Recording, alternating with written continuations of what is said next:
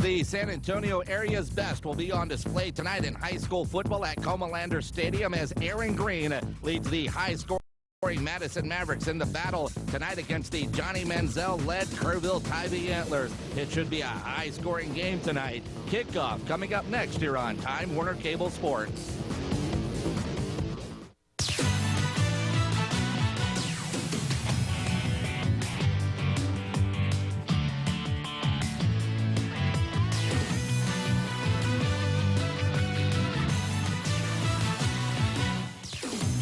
Hello and welcome to high school football here on Time Warner Cable Sports at Comalander Stadium. I'm Jason Minix along with Coach Larry Pullen, where tonight we've got an exciting matchup between the Madison Mavericks and Kerrville Tivy Antlers. The San Antonio Express News has the Madison Mavericks ranked number 1 in Class 5A in the San Antonio area, while the Kerrville Tivy Antlers are ranked number 1 in the San Antonio area in Sub 5A.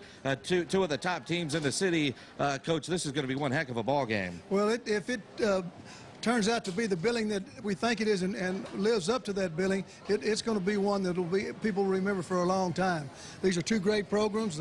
Both coaches are well respected, and they, as you can see by the ranking that they deserve, they've been successful at both their schools. Coach Street is an icon in Texas high school coaching, and Coach Smith has been at Kerrville for many years now, 12 years I think, and has been very successful over there. They run their programs well, and they're blessed with some good athletes. Yeah, they've got some great athletes, but there are two athletes that are stealing the headlines on these two programs. Aaron Green, the running back from the Madison Mavericks, one of the top running backs in the nation, highly recruited, comes into tonight's game, and we all know he can live up to his billing. 2 years ago as a sophomore, he scored 9 touchdowns and ran for over 400 yards against the Kerrville Tivy Antlers. And for Kerrville Tivy, their quarterback Johnny Manziel, who is committed to play college ball at Oregon, certainly lives up to the hype. He was the Express News Offensive Player of the Year last year as a junior, back for his senior year. He has thrown and rushed for a combined 5,000 yards and 62 touchdowns. And I say thrown and rushed, he is a dual threat. He is. That's some pretty gaudy statistics, I can tell you. There's no doubt that each one of these programs have an excellent, top-notch athlete that's been recruited all through the nation. Manziel at Tivy and Green at Madison. But they have some other athletes on these teams that will play a big role in this game. I think the defense at Madison looked real good last week. They did a lot of good things in that ball game, and Tivy's going to really have to be on track to move the ball against them. Well, and you mentioned that last week, the Madison Mavericks going against the Steel Knights and Malcolm Brown, and they did a good job against him, especially with 10 new players. They only have one returning starter. That was a good test for the Madison Mavericks. Not sure how well tested Kerrville Tivy is after a 71-3 shellacking of Fredericksburg. Well, that's one big question we have for this ball game. Can Tivy hold Madison down and continue to score with them if it's a big scoring, high-scoring game?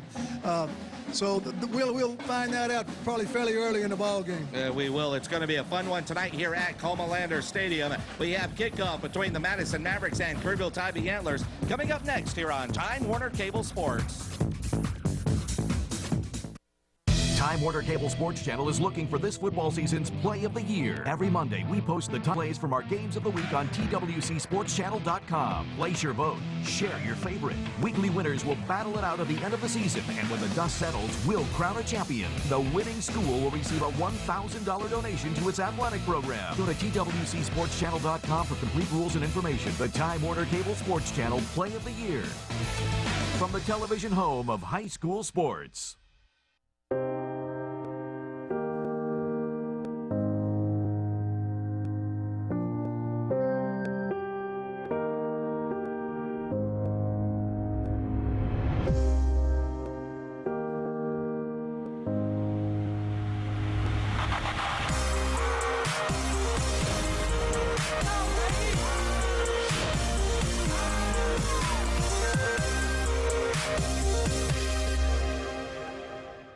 back here at Jerry Comalander Stadium. Jason Minix along with Coach Larry Pullen as we get ready for this clash between the Kerrville Tivy Antlers and the Madison Mavericks. It is a non-district matchup between two of the area's best teams. Of course, the Madison Mavericks out of District 26 5A, 1-0 on the season after their big win last week over the Steel Knights 28-23, a game in which Aaron Green ran for 169 yards and scored 3 touchdowns. The Kerrville Tivy Antlers out of District 28 4A, they are 1-0 on the season after a 71-3 thrashing of Fredericksburg a week ago, in which Johnny Manziel accounted for 7 touchdowns, all in the first half, 4 passing, 3 rushing.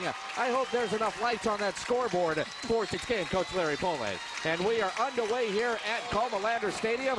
Kick is short. Kerrville Tivy calls for the fair catch, and they get it at the 25-yard line. And it will be Johnny Manziel and the Kerrville Tivy Antlers offense on the field first. Of course, Johnny Manziel with 5,003 career yards combined, passing, rushing, and receiving. 62 touchdowns a season ago. He accounted for 4,599 yards and 55 touchdowns. From the shotgun, Johnny Manziel, empty backfield, has a man in motion, and he is going to throw it on first down.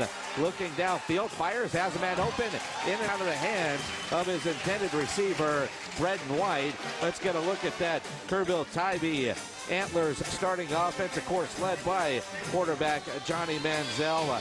When they go with the running back, he is Marcus Villarreal, Gilbert Belford, White, and Forms. All should see balls coming their way off the arm of Johnny Manziel. And, of course, Kyle Bernard, their big center for the Tivy Antlers. Second down and 10. Manziel under pressure. Fires downfield. It's complete this time and for a first down. And it is number 12, Breeden White, coming up with the catch. Let's get a look at the starting defense for the Madison Mavericks. Only one player back, Troy Lara, from the defense a year ago. The other 10 starters are starting their second varsity football game.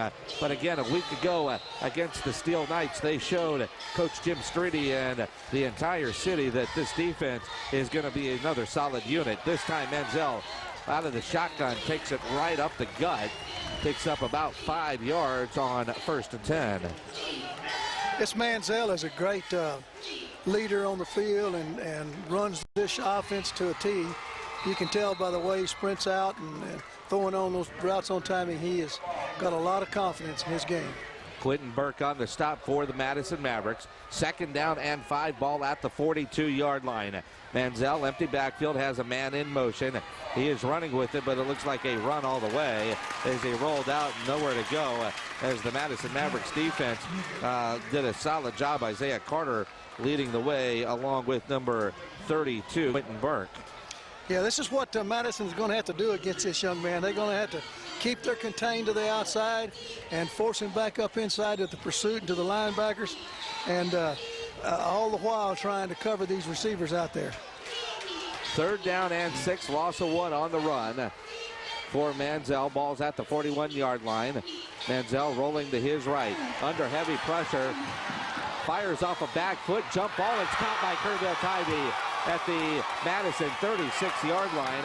Number 10, Kason Forms, coming up with a great catch on what looked to be a sack for the Madison defense. Well, you don't have to say anything more about this. If you watch this replay, you see what kind of talented kid this is, and keeps his composure and throws it downfield on a strike to the receiver. Just an excellent job.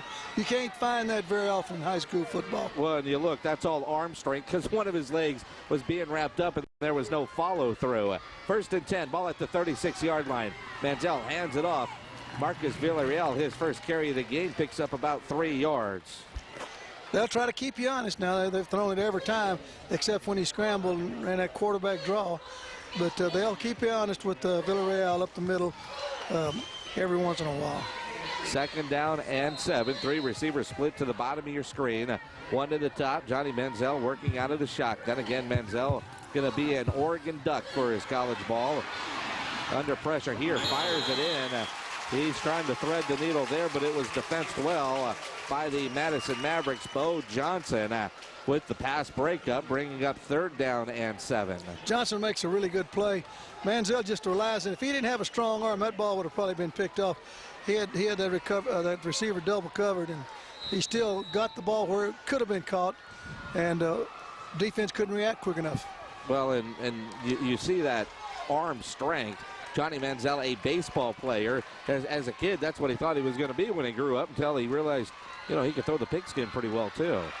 Under pressure here, and he is going to be sacked way back at the 46-yard line.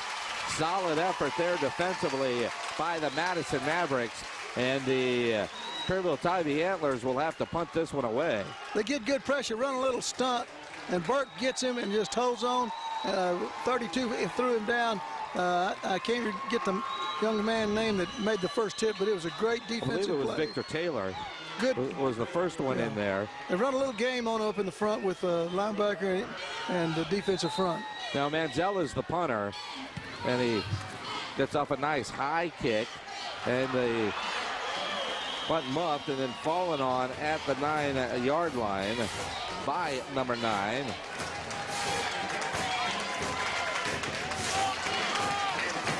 And so we'll see what the Madison Mavericks can do. They got a long way to go as Scooter Williams unable to muster any kind of return.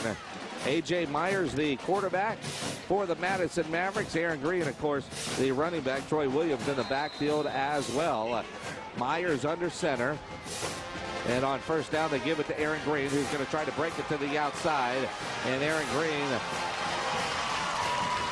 a whole lot of running to pick up 3 yards. Let's get a look at that starting offense for the Madison Mavericks. And as mentioned, Aaron Green, Troy Williams, A.J. Myers, quite the backfield. They've got to replace one talented wide receiver, but Sean Miller and Scooter Williams certainly are in line to do that, and they've got some talent on the offensive line. Left tackle Darren Wren, one to keep an eye on. A.J. Myers under center. Hands the ball off. This is Williams getting to the outside and gets up to the 20-yard line. Looks like it'll be just shy of first down yardage. The Kerrville Tivy Antlers defense, they're all keeping an eye on number 2, but they've got to watch all the other players as well. Connor Burney and Jacob Hill from the linebackers do an outstanding job for Coach Mark Smith and this Antler defense. They do give the Madison Mavericks a first down, so it is 1st and 10 now from the 20. Myers under center, Williams and Green in the backfield. A.J. Myers back to throw, fires, has it complete at the 25-yard line to number 11, Quincy Daniels. And kind of like what we said with the Tivy offense, Coach, they got to keep you honest. You're not going to give it a 2 on every down, and you know what? Madison can't hurt you with the pass game. Sure they can. It's just the opposite of what Kerrville's doing. They're keeping you honest with the running game, and Madison's keeping you honest with the passing game. 2nd down and 5, ball at the 25. Toss sweep left side, Aaron Green looking for a hole, nowhere to go. Back to the line of scrimmage, and that is it.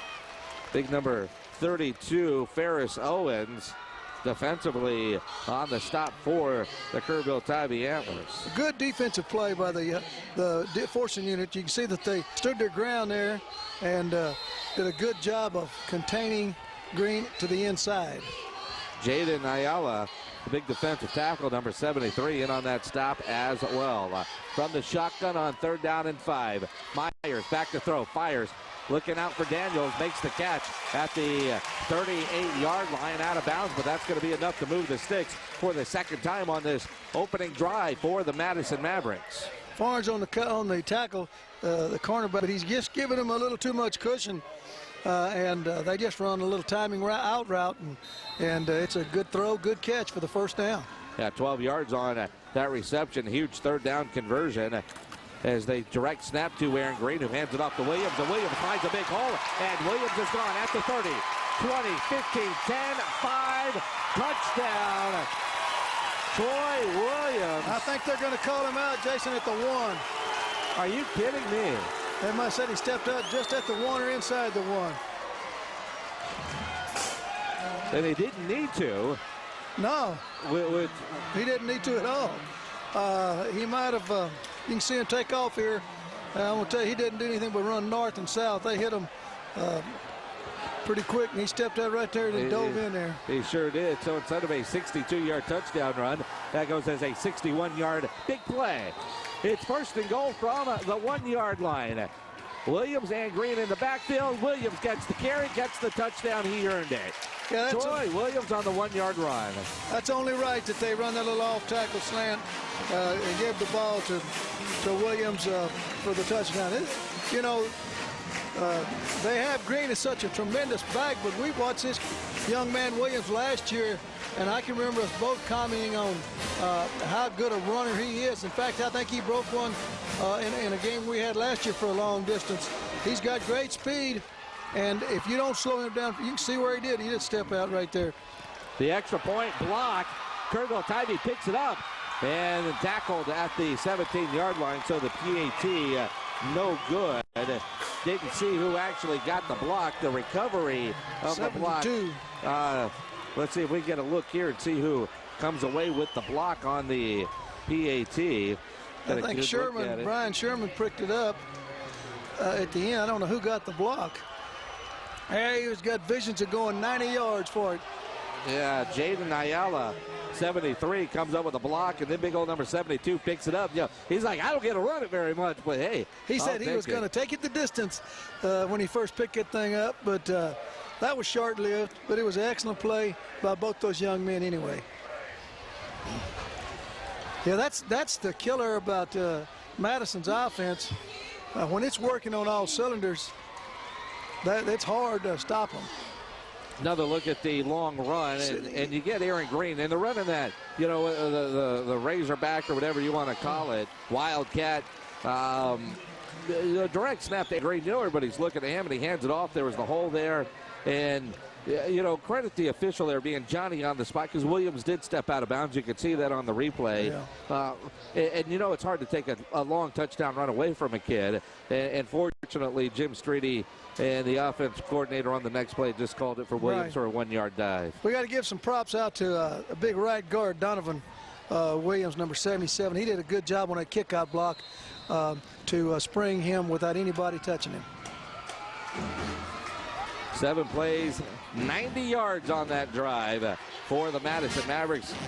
A little over 2.5 minutes off the clock, 6-0. Midway through the first quarter here at Comalander Stadium. This kick's headed out of bounds, throw the flag. And let's see if Coach Mark Smith wants to kick it again or take the field position, and he's going to take the field position. Let's get another look at that 1-yard touchdown run, plunge, dive by Williams. There's big old Donovan leading him in the end zone, too. He made a great block to spring him and then let him in the end zone for the touchdown. This is what, you know, realistically, it's going to be hard for any team to shut down Madison very much. The good thing about Tivy is that they do have the power to score with them if they don't make mistakes and keep the ball going. Johnny Manziel from the shotgun, 1st and 10 at his own 30. Manziel hands the ball off. Villarreal does a good job of getting back to the line of scrimmage. Oh, and you mentioned it. 2 years ago when these two teams played, it was 69-56, the final score. And Aaron Green, as a sophomore, ran for 428 yards and 9 touchdowns. And he had to run for that many yards and score that many touchdowns because, again, Kerrville Tivy scored 56. I mean, it's got to make you sick as a coach to score 56 points and lose. Yeah. Yep. Last year when the teams played, it was called because of lightning in the first half, so it goes down as no gain. As that pass was completed out in the flat, just shy of first down yardage, brings up 3rd down and short for the Kerrville Tivy Antlers. Quite on that reception from Manziel. It's just another timing route. He has quick feet, stands tall, and throws that ball out there. Madison's in good position on their defense, but still a pretty good gain. Here's a big down. They need to be able to keep this ball moving for a while. 3rd down and 2, ball at the 38-yard line. Manziel will keep this one himself. Stutter steps in the backfield, and look at that. second, third, fourth effort, and that last push gets a first down for the Tivy Antlers. You can credit that to 61 and 76. Those young men just kept their feet going. That's Hargan and Messman for Tivy, and Manziel just stayed right behind them and got that first down. That's a real good play there, and one they really needed. Well, one thing that we've early in this game, I mean, this game, is barely past midway through the opening quarter as Manziel finds the open man, throws behind him. Looked like he was going to run with it, saw his man break open and threw it a little bit late. And he doesn't look happy. A little miscommunication maybe with him and the wide receiver. But Johnny Manziel is a strong young man. You've seen him with nearly getting sacked, throwing with essentially both his legs wrapped up and throwing a strike downfield. We've seen him break a couple of tackles already. He is certainly a force to be reckoned with. No doubt about that. Back to throw on second down and 10, under pressure, scrambling around, looking. Now he's going to take off and run for it. And he gets hit well out of bounds. And he jumps right up. I guarantee he's a tough nut. That looked awfully close to being out of bounds. The contact, I think, took place out of bounds, but we'll just have to look at the replay. Well, and look at this, where it looks like it could be a 10-yard loss. He turns it into a positive run. He's out of bounds there and then gets hit, right on the knee. I'm telling you, that young man needs to be protected a little bit better by that staff, officiating staff, because that's a hit out of bounds on a kid that is the player for Tivy. I don't usually say that, but you need to. There shouldn't be hits like that on the sideline. Although that last replay didn't look near as bad as the first two. Yeah, the hit was bad, but he wasn't as far out of bounds as I thought he was. 3rd and 5, going for the long ball. Has it complete inside the 20. Let's see where they're going to mark it at the 16-yard line. Great long completion to number 89, Darren Belford. Belford just makes a great catch. There's good coverage by the Mavericks, but you can see Manziel just sits there and falls off and throws that thing with great accuracy down that field. That's why it's tough to cover those guys, even if you're right on top of them. Yeah, Troy Lara did have good coverage there, but the throw in the perfect spot. Manziel back to throw here, under pressure. Avoids Kasaki's going to take off and run at the 10, the 5 before he's knocked out of bounds, and he'll have what looks to be first down at yardage. And what's amazing, Coach, and if we can see the replay, he gets the snap and he stands there like he's walking. The play's going on. The game must be in that slow motion for him that he's able to do that. Well, I think what that play was, it was a little read route outside, and he's standing there trying to make that read on that outside in cut, and then he gets pressure from inside out, and he doesn't have a choice. He's got to go now, and he's got those legs that can take him. 1st and goal, ball at the 5-yard line. And Manziel splits out as a wide receiver. Direct snap to Villarreal, and they run a reverse. Manziel ends up with it, avoids a tackle at the 15, fires into the end zone. Touchdown, Kerrville Tivy. What a play by the Tivy Antlers. It all started with number 5, and it ends with number 5, Marcus Villarreal. Great catch by Villarreal. Keep his feet tapped him in the end zone. But I'm telling you, this Manziel, he might have been rated high when he came in, and maybe people thought he might be a little overrated, but he is the real deal. I mean, the real deal. He can play for anybody in the nation, and he's a great quarterback. Look at him get away from that pressure and just drill that thing on a rope out there for the touchdown. What a play. Interesting formation for the kick. And now they got people running off the field, running on the field. Plenty of time as they finally do bring in Dalton Fierce to kick the extra point. They set up for a little swinging gate, I think, and it's good. And so Madison covered it pretty good, so they went into the regular extra point formation.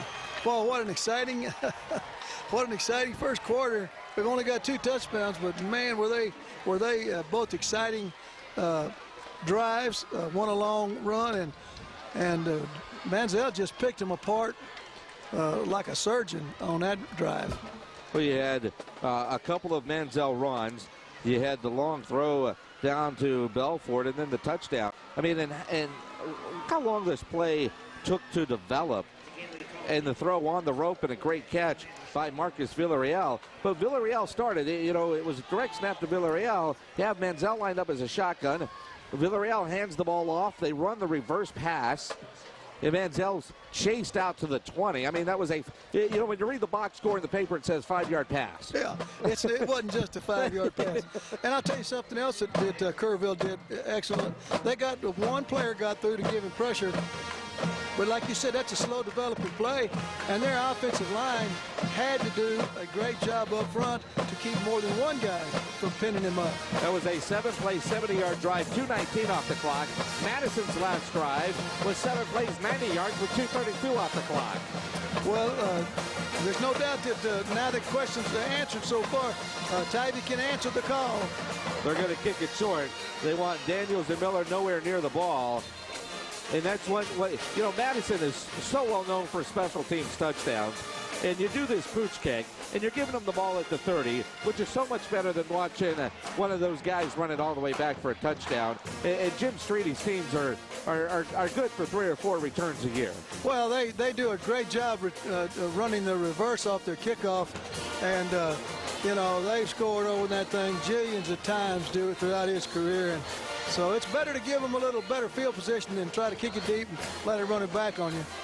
Myers fires it out. Daniels makes the catch, breaks a couple of tackles, and A.J. Myers may be gone. Across midfield at the 40, at the 30, the 20, the 10, the 5. Touchdown, Quincy Daniels. A 70-yard catch and run from quarterback A.J. Myers to wide receiver Quincy Daniels. So we'll answer your 7-play drive with a 1-play drive. What a great play, but I'm telling you, you cannot tackle like this against Madison. You got guys there that had him wrapped up, and he got through them. When you get a chance to put these guys away on the tackle, you've got to do it, because if you give them a second chance, they're going to break it long, and that's just what they did just then. You just got to, you know, even if you don't go in so aggressively and sort of shadow box him a little bit. Their first extra point try was blocked. Here's a direct snap to Aaron Green as the Mavericks go for 2, and Green is hit before the goal line and won't get the 2.5 yards. So the conversion fails, and the score is now Madison 12, Tivy 7. Well, it's a great stand right there on that 2-point conversion by Kerrville. It looked like Green was going to be able to get it in, and the surge, defensive surge just pushed him back away from the goal line. All of 14 seconds off the game clock from the Tivy touchdown to the Madison touchdown. And so far, this game is living up to its billing. You know, the stat guys might need 3 pencils tonight instead of 1. A lot of speed out there for Madison. And you blink and make a mistake, and they're gone. And while Johnny Manziel certainly, and because he's the quarterback, he's going to be involved in just about every play.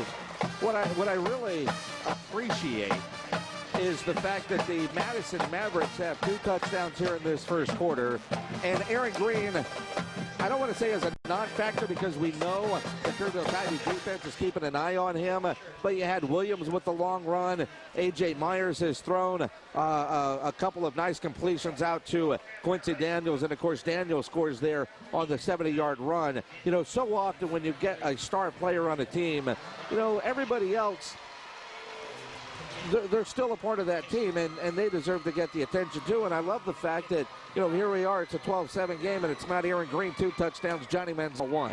Well, when you have that great runner like that, he causes you to give him a lot of attention, so other phases of your game open up, and that's what's happened early in this ball game.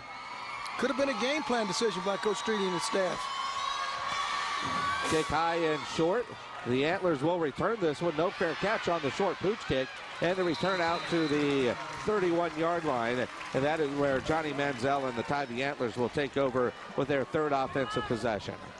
You know, one thing that's been impressive so far by Kerrville is, you know, the receivers have made great catches in traffic. And the coverage for Madison basically has been pretty good, but the strong arm of Manziel and the great hands of the Kerrville receivers has proven to be too good for him. Johnny Manziel works out of the shotgun. Villarreal next to him. Takes the handoff, fires downfield, and overshoots the intended receiver, Braden Belfort. He had him open. He just overthrew him. Had to give him enough cushion to where he just turned it in and looked for the ball and just a little high. Yeah, Darren Belfort, 6'1", 180 pounds. That ball just out of his reach, just overshot. A rare misfire from Johnny Manziel.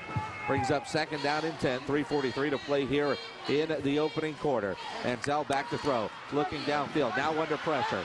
Fires, has a man open, and it's caught, and that's going to be enough for first down yardage as Sean Kibbett comes up with the reception. Just a beautiful play. So much pressure. Manziel saw the pressure coming from the right side. He knew it was coming. He flushed out to the left, got away from the second pressure, and threw it out there for the completion. You know, he's an intelligent receiver. He was pointing to that corner or safety blitz coming from the outside, went away from it, and first down yardage. 6 of 10, 94 yards for Manziel. Back to throw on first down. Has a man wide open in the flat. That's going to be another first down for the Tivy Antlers as Braden White makes another reception for the Antlers. And again, if you're going to give Manziel the underneath stuff, he's going to pick you apart. Yeah, it's just as frustrating for Coach Streety and his staff on these routes where they're covered pretty good and he's just drilling it right between their numbers as it is for Coach Smith and his staff to see them break those long touchdown runs. Villarreal on the handoff up the middle, breaks a couple of tackles, picks up about 5 yards, maybe 4 on the run. And again, you know, and it's got to be hard as a coach to say, okay, we need to run the ball. Keep everybody honest. We need to run the ball here. You know, have that kind of discipline. You got to have it discipline. You see the guard coming around pulling and the back following him up in there. You know, you just got to have, that's just got to be part of your offense. That you know, you've got to throw some runs in there to make this offense work, and that's a big part of it. 3 receivers split to the bottom of your screen. Manziel, empty backfield from the shotgun. Gets the snap. Seems to have all day. Fires long, going downfield. The receiver changes up the route. And a little miscommunication there. I'm wondering if Darren Belfort thought he wasn't going to get it. And what amazes me is, as we get another look at it, look at that, the blocking. You know, they've got his pocket was still established when he finally got the ball. There wasn't anybody around 5 yards of him. So that's great blocking by the offensive line. And again, the fact that he's just so calm in the pocket, he doesn't get the happy feet, which is amazing. Coming on the blitz, turns and throws. Wow, what a play by Manziel. And obviously that was designed. You're letting everybody come at him. He just turns and fires to Belfort and picks up 8 yards. Well, you've got to have the kind of athlete that can do this. You don't find many that can take 2 steps, turn around, and throw it back in there on a little bubble screen to the backside. And get the ball on perfect accuracy with it after he just turned around and tried to pick him up with his eyes. You know, that's an excellent football play. They're going to measure to see if he's got the first down or not. What's amazing to me, and that's the kind of play you can't run very often, because he is turning around and throwing the ball without looking. He knows his receivers there. Yeah. But I'd imagine 4, 5, 6 weeks into the season, when other teams have seen that on film, they might defend for something like that. Well, that's a pick 6 waiting to go the other way. Yeah, if you don't have that confidence in your quarterback to be able to see it, instantly, then it's a tough play. You can see Coach G. Scott over there talking with Manziel while we're getting this measurement. He does most of the play calling and works with the quarterback there, and boy, he does a great job in their offensive scheme. Well, the pass was just inches shy of a first down, so it's 4th down and inches at the 36-yard line. Really in between the 36 and the 37. They need the 36. As you look at that ball, about 3 inches from first down yardage. The Antlers have their offense on the field, and of course Manziel's their punter. But they are lining up to go for it on 4th down and inches. Stack it up that right side, and Jim Streety does not like that formation at all, and he burns the first time out of the half. I would imagine that is a set deal, that they come out there and show them that formation, whether they were going to do anything out of it or not. If they didn't, if Madison didn't call the timeout, then it's very possible that Kerrville will have. But they give them that formation that they hadn't seen, and they want to make sure everybody's on station on this short yardage play, so they've got to burn a timeout. Jim Streety, the legendary Jim Streety, 19 years at Madison, 155, 70, and 1 overall, 304 wins. Just amazing. Got that 300th win a year ago, and just a class act all the way around it, and good man, good family. Love talking to Jim Streety. Talk about a guy who, and I know all coaches care about their players, but Jim Streety wears that on his sleeve. He's a special guy. He really has known him all his life. And you say that, I mean, you guys went to opposite high schools, but you even graduated with his wife. His wife was in my graduating class, but his town, we played each other each year, was only 6 miles apart. All right, 4th down and inches. There's that formation again. Manziel gets the snap, takes the quick kick, and the Mavericks read it well, and the Antlers will turn it over on downs after the great defensive stand by the Old and Blue. Well, that was a great play by the defense.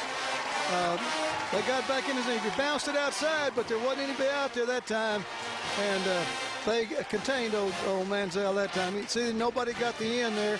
Great play by number 95. Jacob Garcia. Yeah, great play. And I'm curious, Coach, and you've got everybody stacked on the right side, including the defense. Why not come left? Well, I mean, they went what they thought was their best short yardage play. So, Madison did a good job of defense at that time. On 1st down for the Madison Mavericks, Troy Williams looked like he was going to gain big yardage, but it was number 7, Keller Forms, making a nice open field tackle for the Tivy defense. 2nd down and 7 after that 3-yard run. Myers under center, toss sweep, Aaron Green looking at the left side, trying to break it to the outside. He gets the corner and picks up about 7 yards, very close to 1st down yardage. That spot may be just a hair short of 1st down yardage as Aaron Green. Look at these blocks out front. The big tackle pulls around the horn, cuts somebody down right there. That's a good play by number 74 for the Mavericks. Nathaniel Hernandez, he pulled outside and made that good block to get him even farther down there, close to the 1st down yardage. And I see that tackle, and Aaron Green may have said something to him. That was very close to being that horse collar tackle, and everybody following Madison remembers Devin Thomas against Reagan, I believe it was, getting tackled like that, breaking his leg. Well, you got, again, safety of these players is first and foremost. Yeah, it was close. I think the critical thing on that it wasn't a harsh collar tackle was that he was from the side. Yeah. And instead of from the back. But still bringing him down and then kicking his legs out like that. It's not good. That's the reason they put the rule in to get that type of play out of football. We've seen, and again, because the players are such special athletes, but to see the hit we saw earlier on Manziel for Tivy and then that hit on Aaron Green, you just don't want to see one of these kids get hurt knowing they've got such a bright future. Exactly. Myers back to throw, looking downfield, fires, looking long for Daniels, jump ball incomplete, no flags, brings up 2nd down and 10, ball right at midfield. A little counter fake to the left, a little counter pass back to the right, try to hit the receiver up through the middle. Puts a little pressure on him, but not much, but it's pretty good coverage. The defensive back there. Well, I tell you, A.J. Myers showing good arm strength there. 2nd down and 10. Under a minute to play here, opening quarter. Madison leading 12-7. Myers hands the ball off. Not much happening on that run for the Madison Mavericks as number 34. Christian Sampson was a good run right there. Gets his first carry of the game. Brings up 3rd down and 9 from the Antler 49-yard line.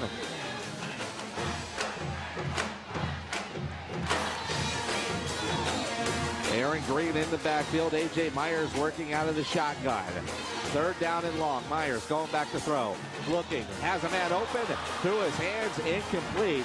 And boy, did he take the shot. Slow to get up is Scooter Williams. Yeah, that ball's a little high, and it took a pretty good lick right there, you can see on the replay, and then almost goes right through the hands of number 7, Keller Forens.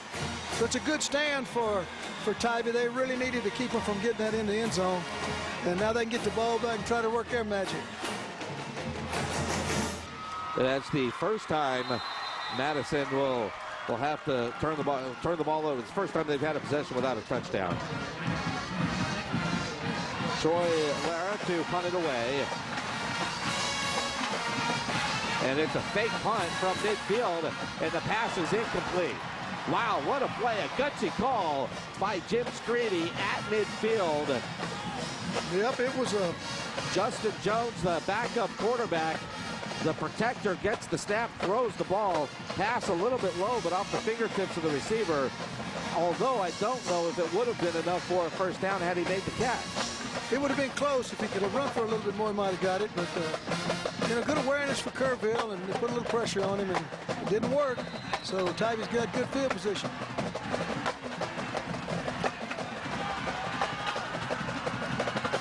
Manziel back to throw on 1st and 10. Scrambling. Coming back the other way, gets a man in the air. Now he's got run to room. He's at a first down at the 40. Reverse and field again at the 35. And is finally brought down at the 34-yard line. Boy, what looks like be on a 10-yard loss on a sack ends up being a 17-yard positive run for Johnny Manziel. I would tell you, Manziel is a defensive coordinator's nightmare. You know, you play good, you pressure him good, he outruns your contain, and then down the sideline and makes that first down yardage.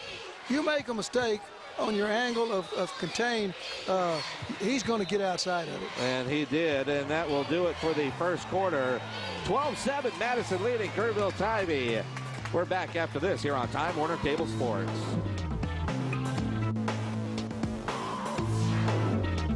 Tivy Antlers and Madison Mavericks.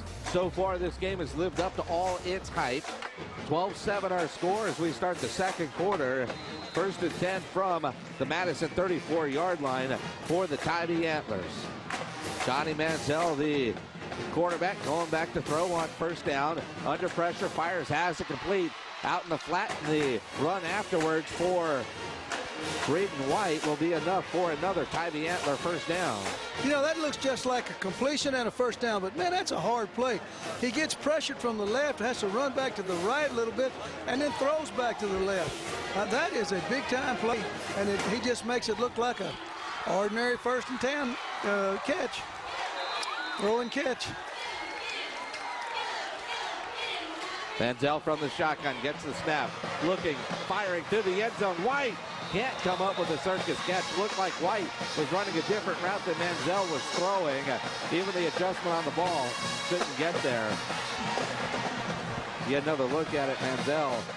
They're getting good pressure on him up in there on him, and he's still able to get it off. That probably pressured him enough to where he wasn't as accurate as he could have been. But big guys for Madison are rushing hard. Well, what's interesting is he's been threading the needle. Madison has had good coverage. That's about as open as White has been, and Manziel misfired. Doesn't misfire here as he gets it complete to the out receiver. A little underneath screen, and just look at Manziel. It's hard to teach this, where he has to get away, hang in there with the receiver, and have enough timing to go on and throw it on his second pump on that kind of play. He just got so much confidence in his offense and his coaches and his receivers, his teammates. It's a sight to see right now. Well, I tell you what, Sean Kibbett on the reception there, that initial, when he pumped it, because Kibbett hadn't cleared the offensive lineman yet. He didn't see his receiver yet. Under pressure, and he got the ball away in time for it to be an incomplete pass, not a sack. And I tell you what, the Madison defense, especially number 32, Quentin Burke, hoping for a sack here.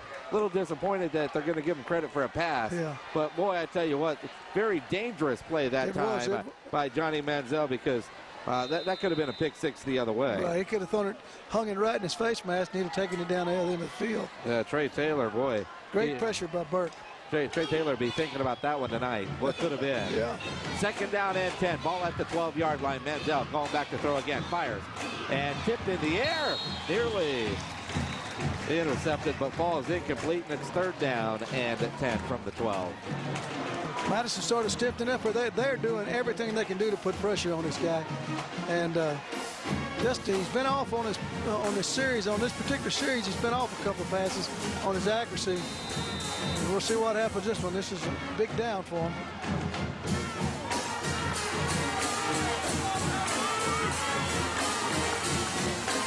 Third down and 10. Manziel back to throw.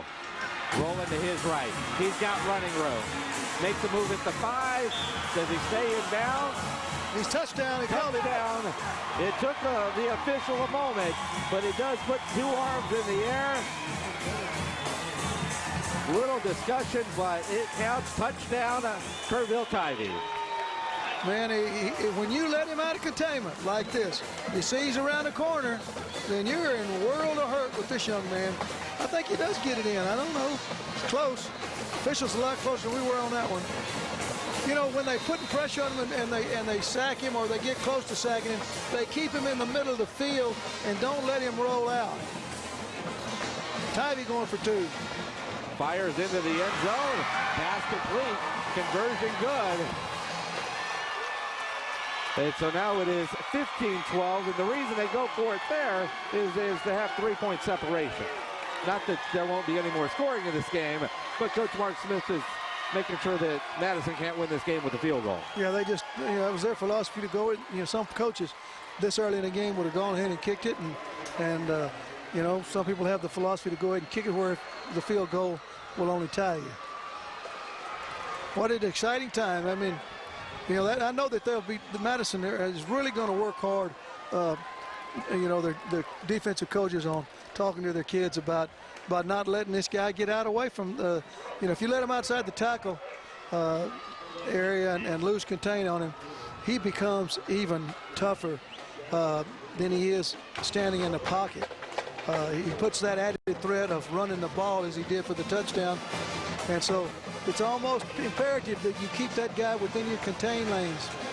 5 plays, 49 yards, minute 23 off the clock again.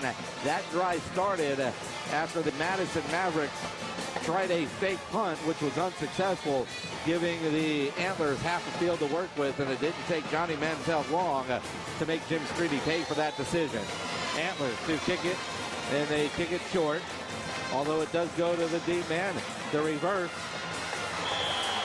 And not much happening there as Sean Muller slips down. I think they might have got his face mask on the as he went down. I didn't see a flag drop, did you? I don't see I any. think there's the flag. And so that will add, if that's the case, 15 yards. Put the ball up near around the 40. If they used to have the rule that it was the 5-yard face mask penalty. If they still had that, that would probably be what that would be, because, I don't think he grabbed it. I think he just touched it on the way down. I may be wrong. I don't even really think he got it, but he got close enough to it that it was probably a good call. But now that they changed that, they've taken that rule out, that you get on that face mask, it's a 15-yard penalty. Well, and he pulled the helmet did come up. The sad part is Muller slipped on his own. Yeah. It wasn't even necessary. Right, he didn't need, he just was grabbing at something. Aaron Green toss sweep, takes it right up the middle, and Aaron Green is up the gut and gone. At the 30, 25-20, one Antler has a chance, no chance. Touchdown, Aaron Green, 59 yards on the run. That's their second one-play drive in the first half.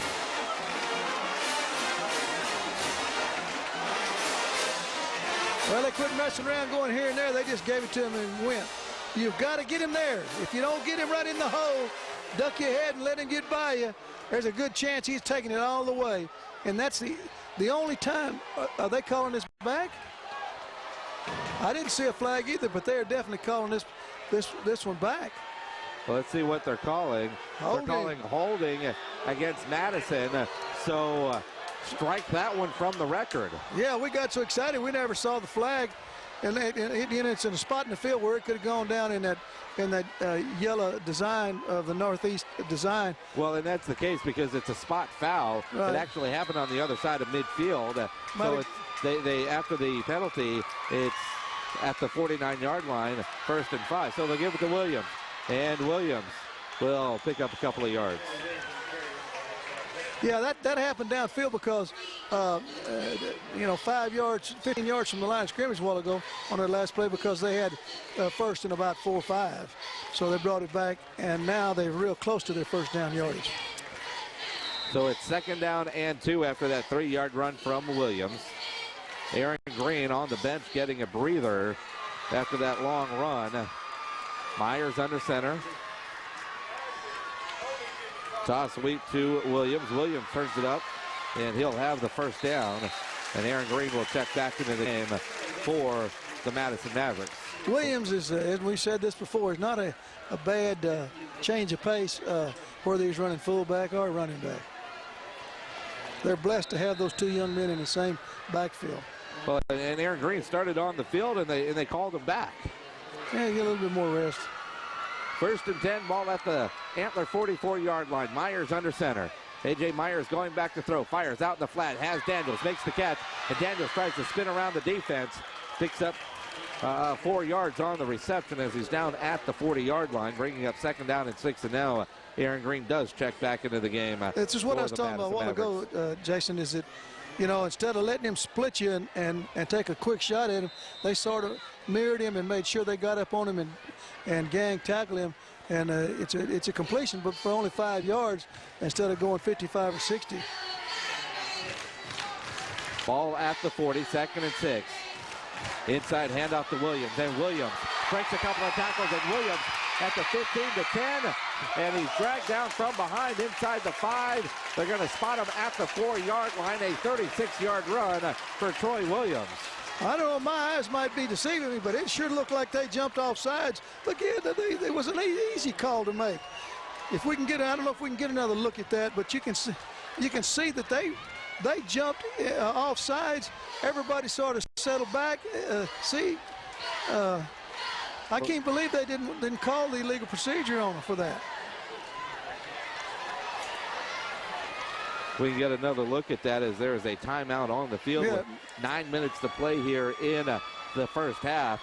Kerrville Tivy leading the Madison Mavericks 15-12. Let's get another look. You see the left side of the offensive line moves prior to the snap of the ball, and I don't know whether that caused Tivy to sort of relax, but good run. Good strong run for Troy Williams, who is well over 100 yards rushing tonight. Does have one of Madison's 2 touchdowns. I can see Coach Smith out there right now talking to the official. I think rightfully so in that respect. You miss one like that really hurts.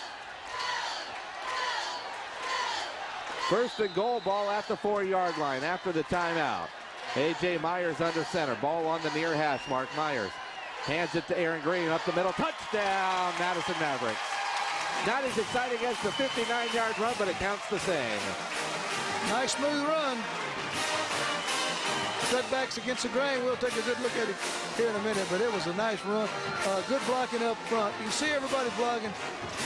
See the hole right there he hits. Untouched into the end zone. When they take that ball to the outside, it's an extra point here. This kick is up, and it is good. When Madison gives that ball off to Green, going toward the outside as a linebacker or forcing unit, you have got to head that direction, because if you're slow to move, you're not going to get to the ball carrier, and consequently they've got these kind of plays in their repertoire where they let Green read the pursuit. They take it out toward the tackle, and then it just everybody goes play side, and he takes it backside for the touchdown. Only 4 carries in the game so far for Aaron Green, and you saw him at the end point to the sky. A very religious young man. Great feature last week on Aaron Green, along with Malcolm Brown, about their faith on News 4. Don Harris sat down with the two of them, and Aaron Green is a preacher. He was leading a sermon in his church before the game tonight. You saw all the Madison Mavericks kneeling except for one player. The guy leading the prayer was Aaron Green. He has become such a leader. And you think about the family. I mean, the Madison Mavericks, it seems like every year Coach Jim Streety has a Green kid. It started with Gary Green Jr. Of course, Gary Green Jr.'s dad, Gary Green Sr., used to play in the NFL, and he was on Madison's staff. He's now the head coach over at Sam Houston State. And then that's a cousin of Aaron Green, his older brother Tony, who's a running back at Alabama A&M, and his other brother Andrew, who's a defensive back at Nebraska. And now you've got Aaron Green, and I can remember years ago, Jim Streety saying, boy, the youngest of the Green kids may be the best. I think they were all right. He's one of the best. That's a great family, great story.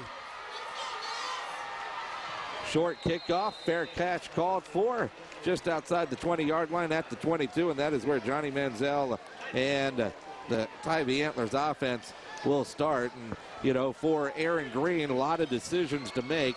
He's yet to decide where he's going to go to college, the second highest rated running back in the state of Texas behind Malcolm Brown. And Malcolm, of course, from the Steel Knights, who we'll have on the schedule later on in the season. Looking forward to seeing him. He's already committed to the University of Texas, which is on the short list of Aaron Green. Talk about thunder and lightning if he goes plays for Mac Brown. But so is Nebraska, and he's got a brother at Nebraska. And boy, they're a good football team this year, or expected to be good anyway. But a lot of people waiting for the decision of Aaron Green. Yeah, sure are. A lot of college coaches are. Look at the play. You could see that Manziel was looking left all the way, but he came back almost to his third choice and hits him right between the numbers. 9 yards on the completion, brings up 2nd down and 1. Manziel, quick pass out in the flat. Nice catch, and a nice run after the catch by number 10, Kason Forms. I'll tell you, number 33 for the Mavericks, Victor Taylor made a good, strong tackle on that play. I think it was 33. Yeah. Man, he shows he's got a lot of strength. Ball up to the 41-yard line. Victor Taylor, a senior on this Madison defense. 1st and 10. 8:10 to play here in the half. 18-15. Pass out the flat, in and out of the hands of the Tivy receiver. Check that, 19-15, 4-point spread. This is one of those passes that number 10 there would love to have back. He'd throw him again because you know he's a good receiver, and he hits him right between the 1 and the 0. He'll come in here and Fornes will catch one here in a minute. He's already had a couple of nice catches. 2nd down and 10. 2 receivers left, 2 to the right, 1 in motion. Manziel from the shotgun. Under pressure. Nice screen pass to Marcus Villarreal. He's got running across midfield at the 45. Makes a move at the 40. Makes another move. Nice nifty running. Down to the 36-yard line goes Marcus Villarreal on the screen pass. This is another, just a real smooth play. And these aren't the easiest plays to run and make them look smooth. Just comes through there, and you can see big number 76 down there leading him. I don't know if that's 76, Cassidy or Messerman. There's another nice pass out in the flat. Did he hang on to it? He Yes, sure he did. You said he would make the catch here in a minute, and he does. Down to the 20, move the sticks again.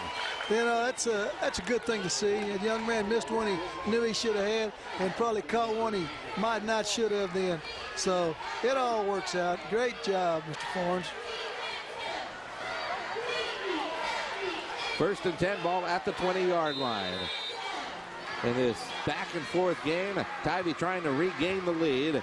Looking downfield, Manziel under pressure. And he's going to get sacked. He tries to throw it away late, and they're going to throw the flag. He's outside of the tackle box, and he's telling that to the official. I don't know. They're going to talk about it, but I think you just mark him down at that point because it looked like he was down when he got rid of it anyway. I don't know. They could pick it up, but I don't know. I think in his mind, he threw it away. But yeah, I think that's the right call. Intentional grounding is the penalty. It's also what hurts is a loss of down, although it's a first down penalty. Man, some of the best athletes just they keep on trying and thinking that they can get it done, and you know, then they paint themselves into a corner like that. And I know Johnny would wish rather he had made a different decision, but boys made some great decisions, plays all night. Loss of 7, second down and 17.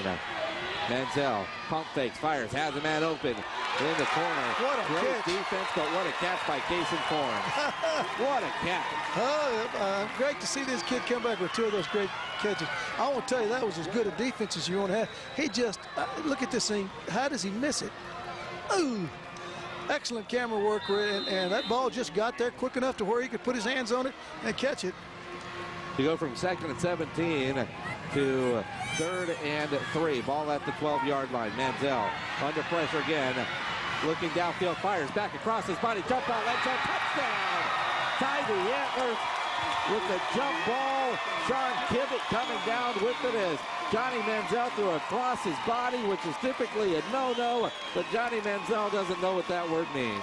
Well, you just don't find a young man in high school football very often that can see the field like that. Look at him, sees the field and sees that receiver open up. You know, he's running for his life, but at the same time, he is surveying that field and looking for his receivers. And you know, by golly, he found one in the back of the end zone.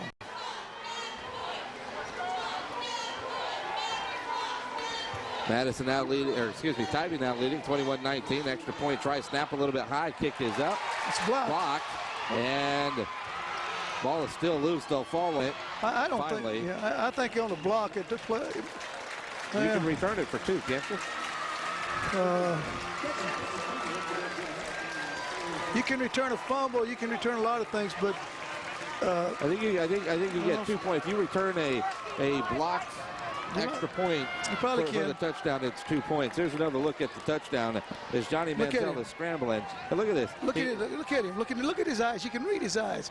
Just a beautiful play. You know, for him to see it, but to make that kind of a throw coming across your body, you off your back foot, kind of in the air, you kind of just jump and throw that. You know, amazing arm strength, amazing accuracy. But as you mentioned, his vision to be able to see the field the way he can is amazing. And you know, he's going to a great school at the University of Oregon. Fantastic coaching up there. They produce some decent quarterbacks. You know, with USC on probation, Pac-10 becomes wide open. I've got family up there. In fact, my niece is going to play basketball at the University of Oregon. She's a freshman this year. You know, so you know, I kind of pay attention to what that school is doing. Other than their ugly uniforms they get from Nike, you know, what a great place for him to go. He's a great young man, great leader, and evident what kind of talent he's got. Kickoff takes a bounce. Daniels fakes the reversal, keeping himself nowhere to go. He's down at the 29-yard line. You know, every play, Jim Streety, they'll run that every time, and sometimes you wonder if you know, on a bounce like that, or if it's slow developing, should you just call the reverse off and take it upfield and get as much yardage as you can? Well, they're putting that ball right about where, you know, they have stretched the reverse area to its limit. It needs to be deeper than that, but it there, but they're not having near as much success as they do when it goes deep. A.J. Myers from the shotgun, 1st and 10. Quick pass out in the flat, has it complete to Daniels. Daniels breaks one tackle, but can't get away from the 2nd and 3rd. Well, that was the same play we saw earlier that went for a 70-yard touchdown to Quincy Daniels. Yeah, that's exactly right. You can't go around that guy and expect, you can't fall at him. You've got to make sure you make that tackle, or he's taking it the distance. 21-19 our score here at Comalander Stadium. Glad to have you along here on Time Warner Cable Sports. Along with Coach Larry Pullen, I'm Jason Minnick from ESPN 1250 The Zone, as Aaron Green just runs out of real estate going left to right. Now that's the defense of great running back. You don't let him have a cutback lane. You don't let him get outside of you, and you just push him to the sideline. The sideline on defense is your friend. So just work him to the sideline and get him out of bounds. You couldn't do it any better than that. 2nd down and 8. Ball is at the 31-yard line. Problem comes when he hits those running lanes real quick going north and south. It's treacherous. Myers from the shotgun. Green, the lone setback. AJ gets the ball, hands it off, and you talk about those running lanes. One opened up. He breaks the tackle.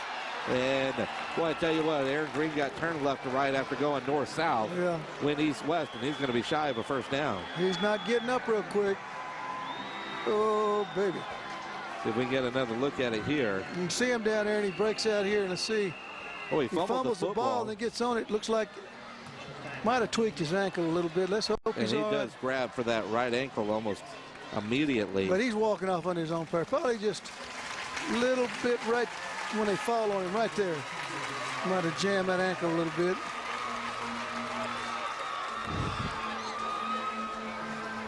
It's a good defensive series for the Tivy Antlers. And Aaron Green, 6 carries, 21 yards, does have the touchdown, walking off under his own power. And that's good to see.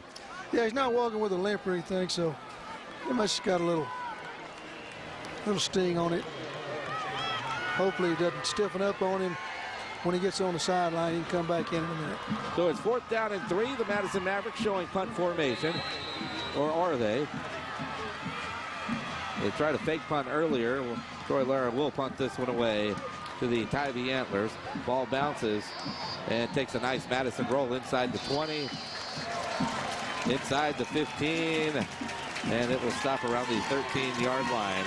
Solid punt for the Madison Mavericks, and Johnny Manziel and the Tivy Antlers offense back out on the field with 6:04 to play here in the first half here on Time Warner Cable Sports.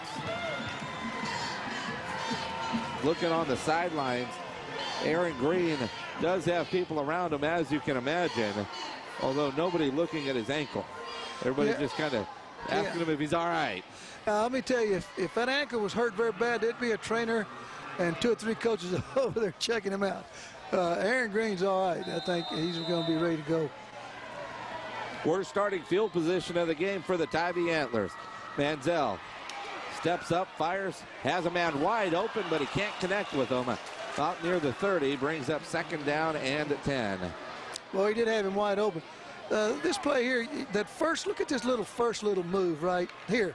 You know, just gets inside that the rush there and makes a good, tries to get the throw down there. Not one of his better throws, but a good move, good footwork. I know it's what the college coaches like about him right now. He's got great footwork. 3 receivers split to the top of your screen. Fakes the handoff. He'll run this one himself. And not much there. He loses the football. And it looks like Madison was able to jump on it. Let's see what the officials say as they uncover. But initially it looked like Madison got it. But somehow Johnny Manziel was able to get it back. Let's look at this play. Looks like the Tivy jumps on this one.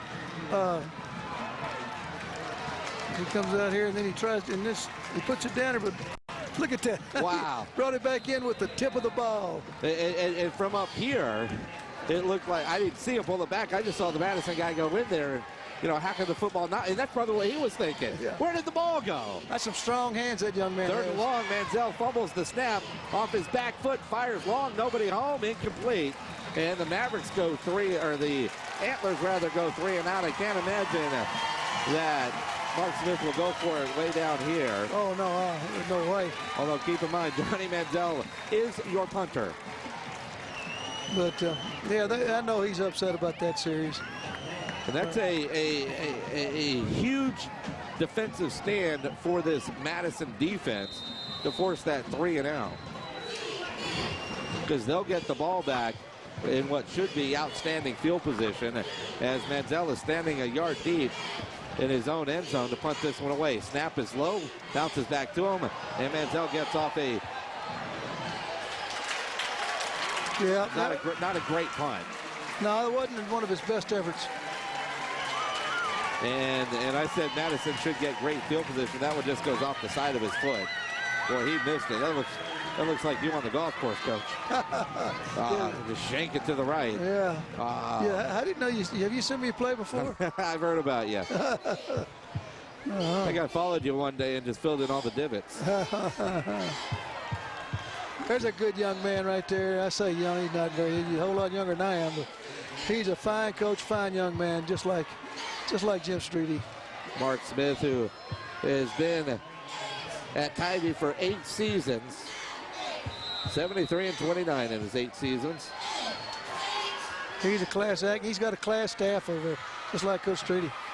Williams breaking a couple of tackles, and Troy Williams is into the end zone on a 33-yard touchdown run, his second of the game. Another one-play drive for the Madison Mavericks. Wow. First person to come over and congratulate him is going to be his running buddy, Mr. Green. It's a good deal. What's these missed tackles?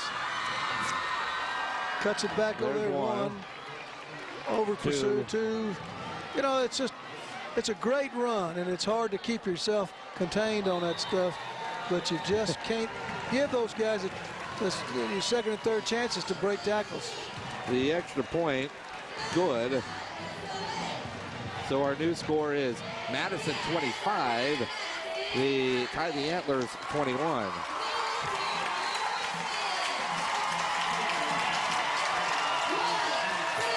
Nice run. This guy could be some other team's go-to running back. But he's pretty much go-to right here. You know, it's great that they have a situation where they can rest Green and have that quality of back come in there and do the job. To say there's not a drop-off would probably be a mistake. But he is a great running back. I mean, 9 carries, 156 yards, 2 touchdowns. For your second running back, yeah, you know, not bad. And of course, you think about it. Last week against the Steel Knights, Aaron Green carried 23 times for 169 yards. Troy Williams had 14 carries for 73 yards in that football game. Obviously, Green's been more of a decoy here tonight. They haven't used him as much, but when you think about their offensive plays, you know, with a couple of one-play drives, they haven't had to go to Aaron Green as often. They haven't had the opportunities to go to Aaron Green. If he ends up with 20 carries tonight, I'll be surprised. Well, you know, and like you say, that could be the game plan for Madison. Them keying on Green so much, try to get to Williams a little bit more running room and everything, and if they started out that way trying to do it, there was a great game plan and it's worked, so there's no reason to get off of it. But I think that's going to be in all their games. They're going to make sure Williams gets his touches too. Expecting a short kick. The deep guys for Tivy are around the 15. Now they're backing up to around the 10.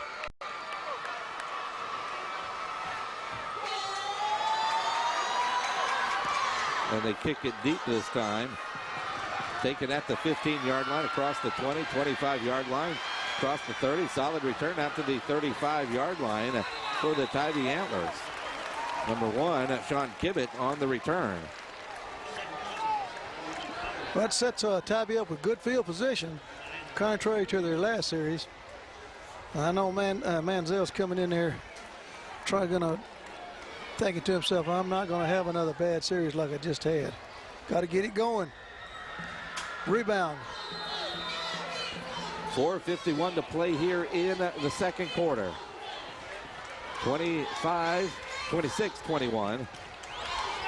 Manziel has all day to throw. Great coverage for the Maverick defense. Now Manziel finds a man open. Boy, I tell you what. How many times you got to say it, huh? Well, here, the Mavericks had great coverage initially. But you can't cover those guys for 8 seconds. You sure can't. And his feet give him the extra time to look the field over. you know, you're just fighting. Look at the pressure they got. Look at those offensive linemen work to keep them off of him, though. That's part of it. And, you know, they don't ever quit. They know not to quit on it. Play with him too long. First down, Manziel again scrambling, looking downfield, looking, now he's taking off and running and scoots out of bounds, avoiding a big hit. Stopping the clock with 4:21. You know, these guys, you know, of course they play in San Antonio together here, but, you know, in a single school town like Kerrville, you know, they're all together in middle school and everything. And you might, in San Antonio, you might play at two different middle schools that feed into Madison, but these guys have been playing on the same team since they were probably in Pop Warner. Manziel back to throw on second down. Has a man wide open, makes the catch, turns it upfield. Is number 10, Kason Forms. Kason doing a spectacular job. You know, he had that one drop earlier and then has bounced back with about 4 solid receptions in a row. Yeah, some of them real difficult. You know, it's gonna later in the game, you can look out there right now and see the defensive lineman, big 80 or 90 out there, 92. And those guys from Madison, they're doing a whole lot of running out there. Manziel, little dump off to Villarreal, who can't avoid the pressure. Nice tackle there. That's real nice by number 48. Did a great job. Tyler Garcia? Yes. Linebacker for Madison did a great job of seeing that screen. Got underneath the blocker and just couldn't get him that time. And what's amazing, when you go back and you look at that throw, if you just look at that one replay, he's not even throwing with the laces, Johnny Manziel. Fires this one in. Back to the what looks to be the original line of scrimmage, just a little 3-yard dump off to number 89, Darren Belford. You look at him here. Look at that. Coach, he's not even throwing with the laces. Oh, man, you got better eyes than I do. I couldn't see that. But I'll tell you, sometimes he has to throw so quick from that gun. I'm sure he does have to throw without the laces. Back to throw again on 3rd down and long. Fires downfield, has a man open. Diving effort, incomplete. Oh, boy, what a play.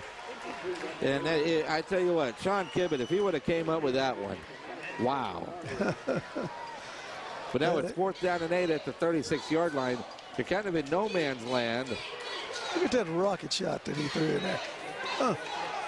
You know, he gave him an opportunity. He sure did give him an opportunity.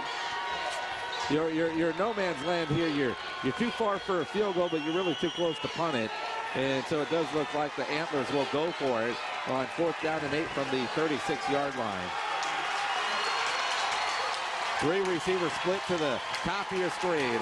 Manziel from the shotgun, empty backfield, going back to throw, looking downfield, under pressure, avoids one, now fires, has a man open, and it is tipped away at the last moment. Troy Lara comes in and breaks up a pass that looked like a short completion. And the Madison Mavericks will take over on downs. That was a great defensive play by Lara. Timing was great, and he just stayed right on track, on station, and jumps and knocks it away. Just an excellent play. Just an excellent play. Only returning defensive starter for this Madison defense. Madison's defense sort of has risen to the occasion these last 2 series for Tivy. They played really good defense. 2:41 to play here in the quarter. Direct snap to Aaron Green, who hands it to Troy Williams. And Troy Williams, look at this. Oh, my. Just as I was about to say, off to the races, he got tripped up there in the middle of that Northeast ISD logo. You thought there was another one-play drive for the Mavericks. See who tripped him up. The safety came back at their number 80-something. I can't even remember, see his name. 85. Number 85. Jamie Azuna, a touchdown saving tackle.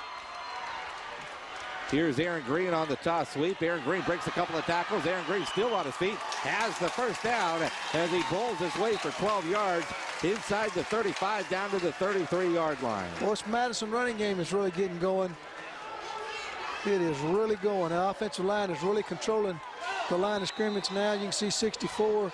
Look at big 77. Is that big 77 again out there? I couldn't tell.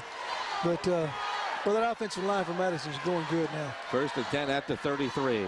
Direct Aaron Green up the middle. And again, you're going right up the middle. For him to find those seams the way he does as we go under 2 minutes here in the half. Well, they're zone blocking that thing to the left, and then that's when he cuts back against the grain and gets a little. He's got great running vision. 2nd down and a yard. Williams has the 1st down and then some as he's on his feet. Fumbles the football. It's loose. And it looks like the Antlers have it at the 10. The Antlers have it. They're pointing it Kerrville Tivy's way. Well, I'm telling you, that might be the only thing stopped Madison themselves. Well, the man that stopped Williams on a long touchdown run, Jamie Ozuna, is the one that comes up with the big play on this play. Well, that's 2 good defensive plays for them. Oh, boy, I tell you what. Troy Williams may have been down before that when that ball came out. So Jim Streety doesn't have a little red flag to throw. It's hard to see from that angle, isn't it? Manziel. And the offense back out on the field. Manziel starts to run, fires, has a man open who gets out of bounds near the 25-yard line. Smart of him to get out of bounds. There's 1:31 to play here in the half. Kerrville Tivy has 2 timeouts and a long ways to go, but 1:31, plenty of time for Johnny Manziel. 26-21 our score here in the first half.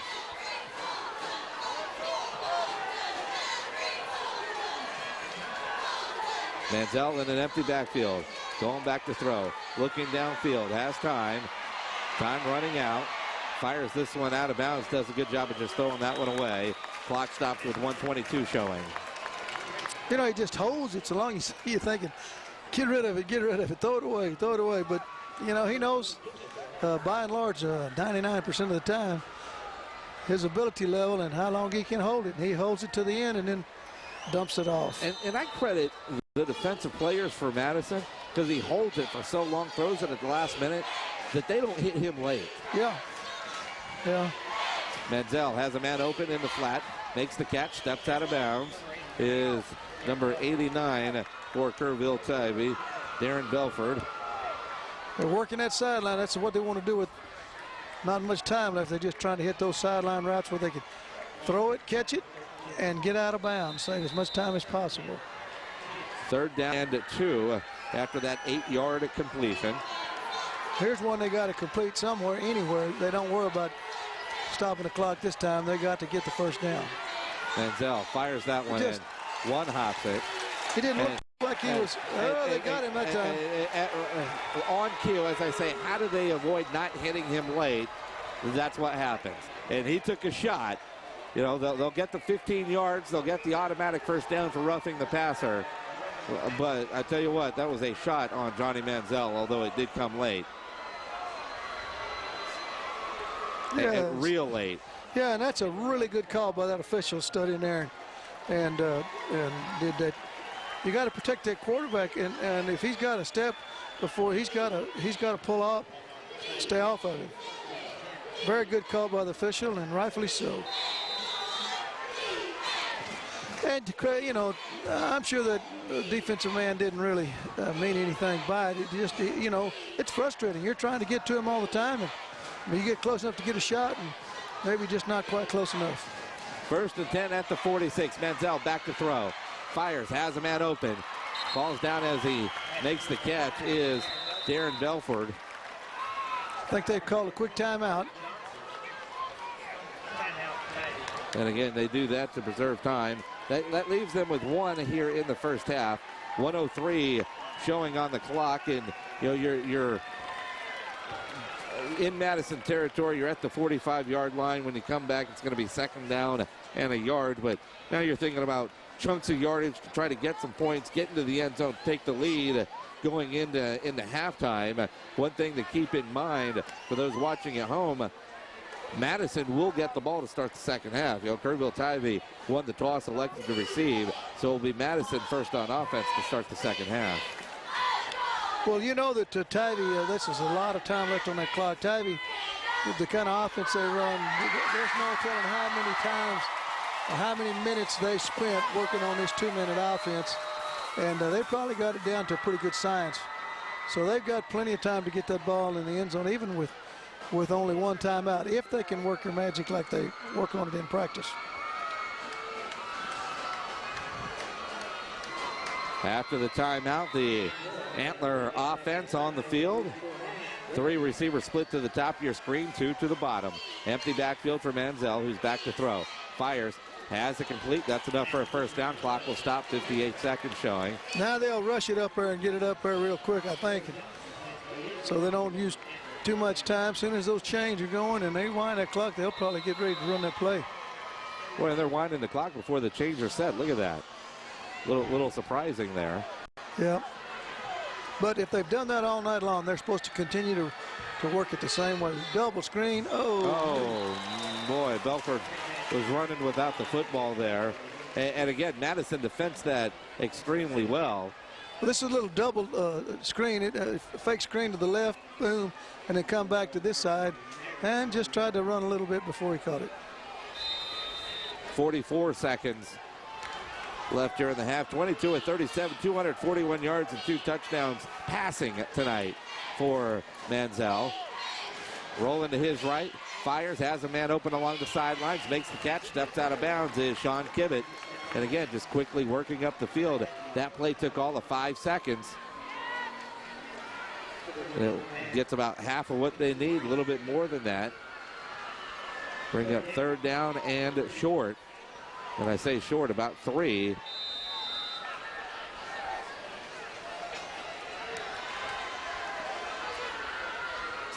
Ball on the far hash mark. Manziel rolling to his right, near side. Fires downfield, has a man open, and it is tipped incomplete. Nearly intercepted. Boy, I tell you what, Lara thought he had one there. He did a great job of getting off his man and breaking on the ball. I think there's 2 receivers down there in the same general area. And he had the other receiver, but you can see him come off his receiver and go to 12. You can see his receiver right there, and almost does a great job of coming back for the ball. 33 seconds left in the half. It is 4th down and 3. Ball at the 34-yard line. Manziel fires it, has a complete first down to the 25-yard line. Clock will stop with 29 seconds until they set those chains. Do they make that look easy? No, they do. Just a read play. They've been doing it a long time. They just read each other's mind, and they put them in the right spot. So Madison's got to take a little break here. Yeah, Madison calls the timeout here as they try to regroup defensively. You know, I don't know. I'm not as familiar with Tivy's offensive scheme, you know, but it just looks in my mind like, you know, those guys they're reading coverage, of course, and they've done it so much that just like that last play, when that guy got so wide open on that 4th down play, you'd think they weren't even covering him. Well, they just read the coverage properly, and he just hit the zone that was wide open. Man, you're able to do that when you got a special player at quarterback. You know, you think about some of the quarterbacks in the area. You think about this offense. You know, Mike Leach made this offense very popular at Texas Tech, kind of initially, kind of started with Hal Mumme. If you want to go all the way back, you know, Hal Mumme, who I played for at Copper Cove High School back in the late 80s, early 90s. And you know, what South Lake Carroll and Lake Travis has been able to do is they go for the home run ball here, incomplete. I mean, this offense has become the most popular offense, but you have to have a quarterback with such and not just quarterback, but all your players have to have such a high football IQ. But when they play 7-on-7 in the summer, you know, when it's just quarterback and wide receivers, they get so familiar with what they're doing. That 7-on-7 is, I think, really changed the passing game in the state of Texas. Manziel back to throw, rolling, looking downfield, reverses field, fires, has a man open. How did he see him coming across? Catch is made at the 19 inbounds, less than 10 seconds on the clock, and Mark Smith burns his final timeout. Well, I'm not even going to say anything. I mean, you can just look at this replay. you know, the fact that he reverses field right there and picks up his receiver, who broke off his pattern, is doing what he can to get open. What a great job of getting open by Braden White. But I'm still baffled at how Johnny Manziel is able to pick that up while running for his life. Yeah, see, you could think if you saw that one play, you'd say, man, that Manziel is lucky to be able to get over there and go to the right and come running back to the left and then hit somebody that's running directly away from him. But you've seen it how many times in this ball game already. You know, over and over again, passes that are, you know, the hardest kind to complete, he puts it right on the money. These screen passes that he runs that has to have so much touch, and you got to find the throwing lane and all that kind of stuff. Man. All right, here's the situation. 3rd down and 5. Tivy is out of timeouts. They are at the 19-yard line. 9 seconds to play in the half. Manziel back to throw. Got to go into the end zone. He does. Jump ball into the end zone. Pass is incomplete. 3 seconds showing on the clock. It's 4th down. They've got one more shot. Or do they? It would be a fairly long field goal here. I'm not sure what their field goal kicker's capabilities are.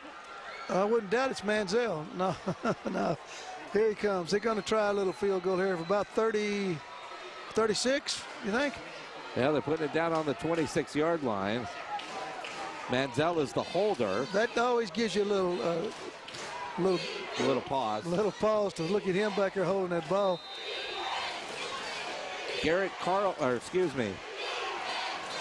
That 54, Will Cowden to try a 36-yard field goal on the final play of this first half.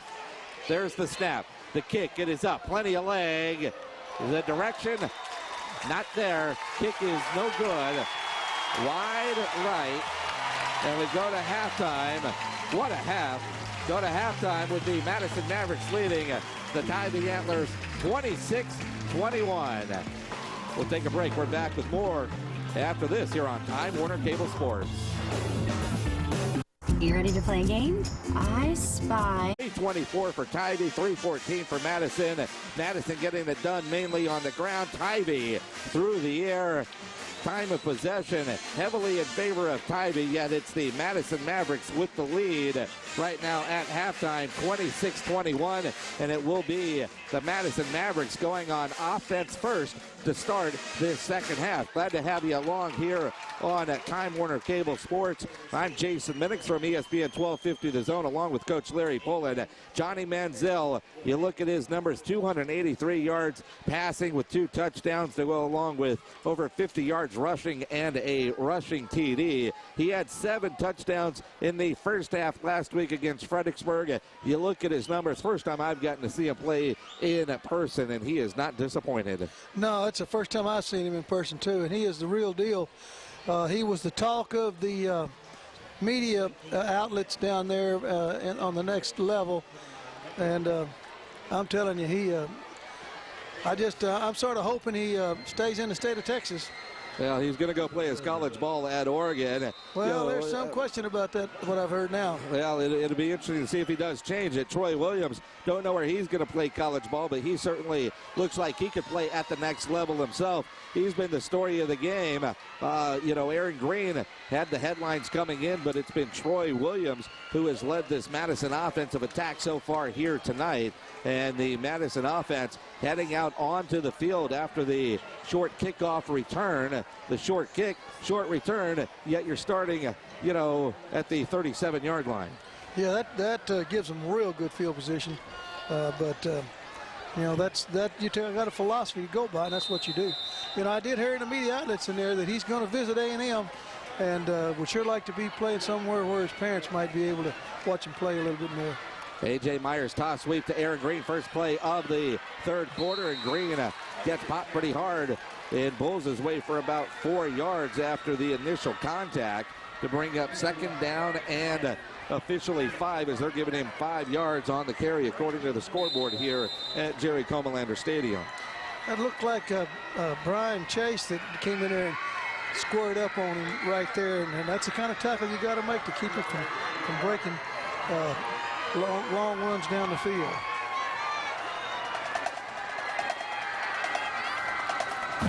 Drop sweep on second down, hit the backfield and drop for a loss. That's big 72 right there. That's Brian Sherman. And I will tell you, that's a good play. And the 32, Ferris Owens right there with him. But Sherman made that first contact. That's the first time they've been able to get him, you know, for a loss on a running game today. And that's a loss of 5. And I know it's an easy cliche, but Aaron Green has to feel like he ran into a Sherman tank on that one. Go all Gary DeLon. Yeah. A.J. Myers from the shotgun, 3rd down and 10. Going back to throw. He'll step up and run. And he is going to scramble for about 5 yards. Well, but Tivy did exactly what they needed to do. They put a stop on him his first series and make them go 3 and out, and now they get their possession back. And they needed, you know, since they're down, they didn't want to let the Mavericks take it in there and get more than a touchdown ahead. So this is it's a good way to start this second half. And very unusual for a Madison offense to go 3 and out. Now remember, they ran a fake punt earlier unsuccessfully, but they did attempt a fake punt earlier in worse field position than this. So with the ball at the 42-yard line, you never know when your backup quarterback is also your personal protector. But Troy Lara does get the punt away. And the return up across the 30 to the 31 goes Braden White, and pretty good starting field position for the Tivy offense for their first possession of this second half as they are down by 5, 26-21.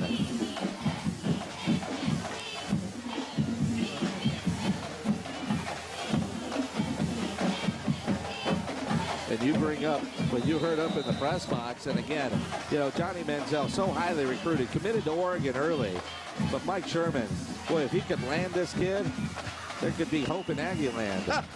Now, I know Gerard Johnson, you know, senior quarterback this year is expected to have some good things, but, you know, Mike Sherman needs a top-flight recruit like a Johnny Manziel.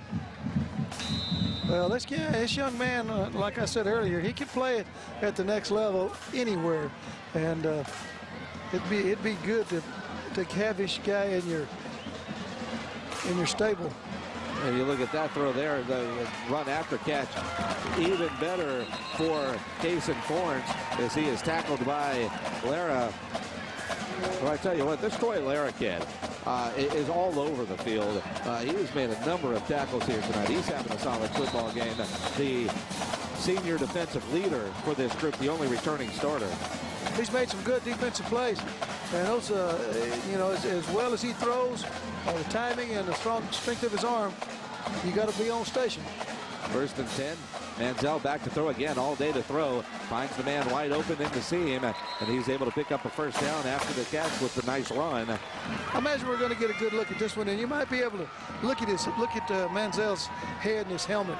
Look at him look to the left, look around, look to the right, and then he sees the guy back in here. You know, that is plenty good. That is Stephen Brandt, 5'10", 150-pound senior wide receiver, making his first catch of the ball game. 1st and 10 at the Madison 42-yard line. Villarreal in the game at running back. They fake the handoff to him, and Manziel gets eaten up. Yeah, I think they bring a little stunt up the middle, and they had more people than Tivy could block, and they just had the wrong play call. And to Madison's credit, they get through there, and penetration by number 90 right there from the start. Isaiah Carter, and then that play was dead in the water. Loss of 3 brings up 2nd and 13. Ball at the 46-yard line. And it's interesting to see what adjustments were made by these coaches at halftime. Manziel with all day has a man open on the crossing route. A little bit too high for Cason Forns that time, unable to bring it down. Well, Madison decided that they're going to line up there and bring some pressure on him and then man up everywhere. And that's what they did, and just off his fingertips. You know, they're giving him different looks, but he seems to be able to handle all looks. Last time it was a pressure package, and they're doing it again. Bringing everybody. Third and 13, man wide open. That's Forrest makes the catch at the 25. He's at the 10, the 5. Touchdown, Kerrville, Tivy. Cason Forrest on a 46-yard catch and run after to give the Tivy Antlers the lead. That's the problem. I mean, you know, what do? It's you get defensively, you can sit back and let him pick you to death, or you can bring pressure and play a man. Well, that's exactly what Madison did. They got by it with one play, then they came back with the same package, a pressure package, bringing linebackers and covering man up with no free safety, and somebody made a mistake or got off their man, and an easy score. And Antlers will go for 2. Manziel scrambling, fires it back to the end zone. Caught. Wow. I don't know how he found Stephen Brent, but he did. The conversion is good to extend the lead to 3. You know, with the missed extra point early, they've been chasing that point all game. Now 29-26. Look at, how does he find them? He's got to pressure up, run, then he stops and throws away. How does he find the throwing lane? Then, you know, it doesn't look like it's a throwing lane to get that ball through in there. Uh-oh, is he hurt or just got cramps? Looks like cramps. You know, you can't expect a guy to do this, but he does not get cramps. They're doing the old pinch on their lip deal. Here, look at this. You can see right here, somebody either, you know, got off their man or they ran into somebody, and Forrest broke clean, and there it is. If you're going to pressure them and you're going to go man coverage without any free safety, then, you know, it's a feast or famine. The play before that, the defense feasted on good pressure. This time, it was a dagger at him, man. I'm telling you. And you almost wonder, as you get another, and it's coming right in your living room here. And again, you know, looking at Manziel on the sideline, what looks like cramps. They're holding his nose too. Might have a little bit of a nosebleed, maybe. Well, you heard of acupuncture? We used to call that. I don't know what we call it, but there's some deal about if you pinch your lip, it's like it will take those cramps away. We tried it a lot. Really? It worked, yeah. Wait a minute. If you get a cramp and you take and pinch your upper lip together like that, it is supposed to reduce the effects of the cramps. Really? You gonna buy that? You know, I got a Charlie horse in the middle of the night. I might try it. Try it. I'm gonna tell you, we've tried it and it works pretty good. If you say so, Coach. I mean, coaches come up with all kinds of stuff that works. Yes, sir. Aaron Green on the top sweep, looking for a running lane. Defense well by the Tivy Antlers. There's the old contain play where they contain him and bring him back up inside. Pursuit gets to him. There's a good man. Jim Streety. Toss it outside. He comes inside. They keep it contained. Get off the blocker. 67 did a good job for Kerrville right then. That's Randall O'Brien. 2 years ago, he had 428 yards and 9 touchdowns against Tivy. The Antlers have done a good job containing him so far until now. Aaron Green breaks free and is lost inches away from breaking that one for a long touchdown. Instead, just a long run. That's like trying to catch lightning in a bottle when he gets going north and south. I mean, you're just gasping for breath trying to get there. And if it wasn't for number 20, Daniel Monkey, he would have been laying it down in his zone. A.J. Myers hands the ball off Williams. His first carry of the second half, picks up a couple of yards. 2-yard pickup, makes it second down and 8. Coming up on the midway point of this third quarter. Tivy leading 29-26.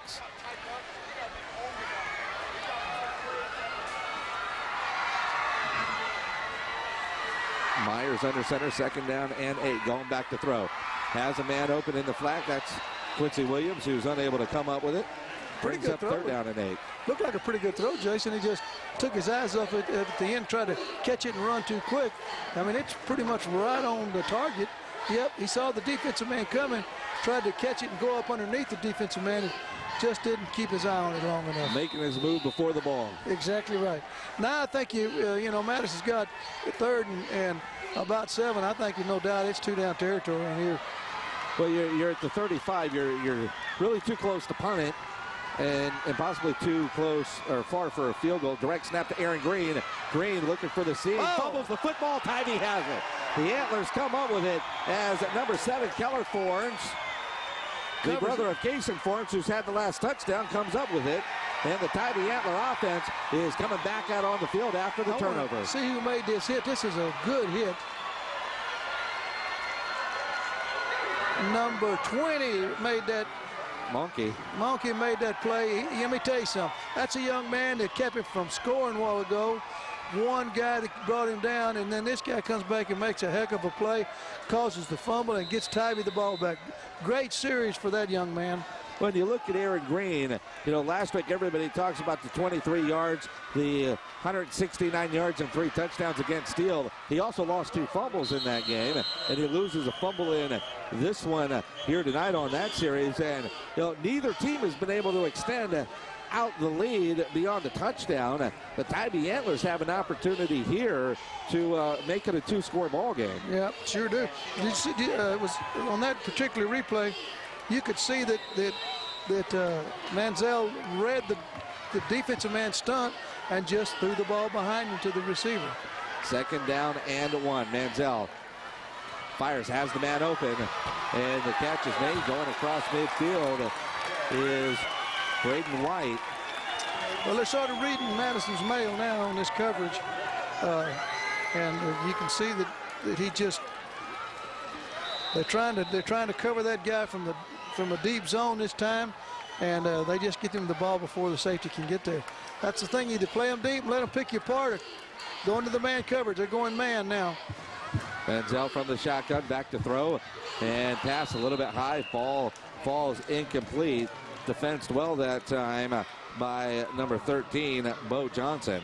Pretty good pressure on Manziel that time, too. Well, and you look at this. I mean, Tivy, for a 4A school, they're ranked number 1 in the Express News Sub-5A rankings. They are ranked number 5th in the entire state of Texas in the AP 4A poll. Madison number 1 in 5A, according to the Express News. They're 12th in the AP poll. You got 2 of the best teams in the state going head-to-head, Coach, and so far this game has certainly lived up to the hype. Exactly. Manziel on 2nd down, back to throw, and incomplete. Villarreal unable to bring that one down, and now you're looking at 3rd down and long. That was that little screen again, and they just didn't execute it quite as well as they have in the past. Goes right, turns, and throws back. It's a little short. He didn't quite read him good enough and get the ball to him. That was really a tough catch to make. Let me tell you, like I said, that's a tough throw to make, even for the best of them, so he shouldn't feel bad about it. Empty backfield, 3rd down and 10 from the 48. Manziel looking downfield, fires, has a man high, incomplete. Tough hit on number 1. Sean Kibbett unable to come down with it, and he took a shot. Almost, there for a moment. He's a defensive receiver at that point. Yeah, if it had gotten up by his head instead of in his back, I think they probably would have flagged that thing. Another series that... and you look at Manziel limping off. He is their normal punter. A different punter in to kick this one away, and Manziel limping on the sidelines over there. Snap is low. One hops it back. Well, this kid did a great job coming in there. And the ball is going to bounce and take a nice Tivy roll inside the 10. Well, they'll start. Was that number, I don't know who that was that kicked that ball. We can have the replay, we'll see. But he comes in there, first time he had to kick, and didn't get a real good snap, and got that punt away in fine fashion. Who is that young man? Number 50. Number 50, that's right. Chase Rothermel. Well, he's to be commended for that fine punt on a tough snap. First time he had to do it tonight. Maybe the first time we've ever showed a punt replay, too. Myers back to throw on 1st down, deep in his own end, and it's incomplete. Boy, I tell you what, pass intended for Sean Muller. That's number 6 for him. Well defensed. Elijah Godley did a great job. He timed that thing just right. You'll see the ball's thrown out there pretty good, but that defensive back coming up, boom, and hits him just right. Knocks it loose.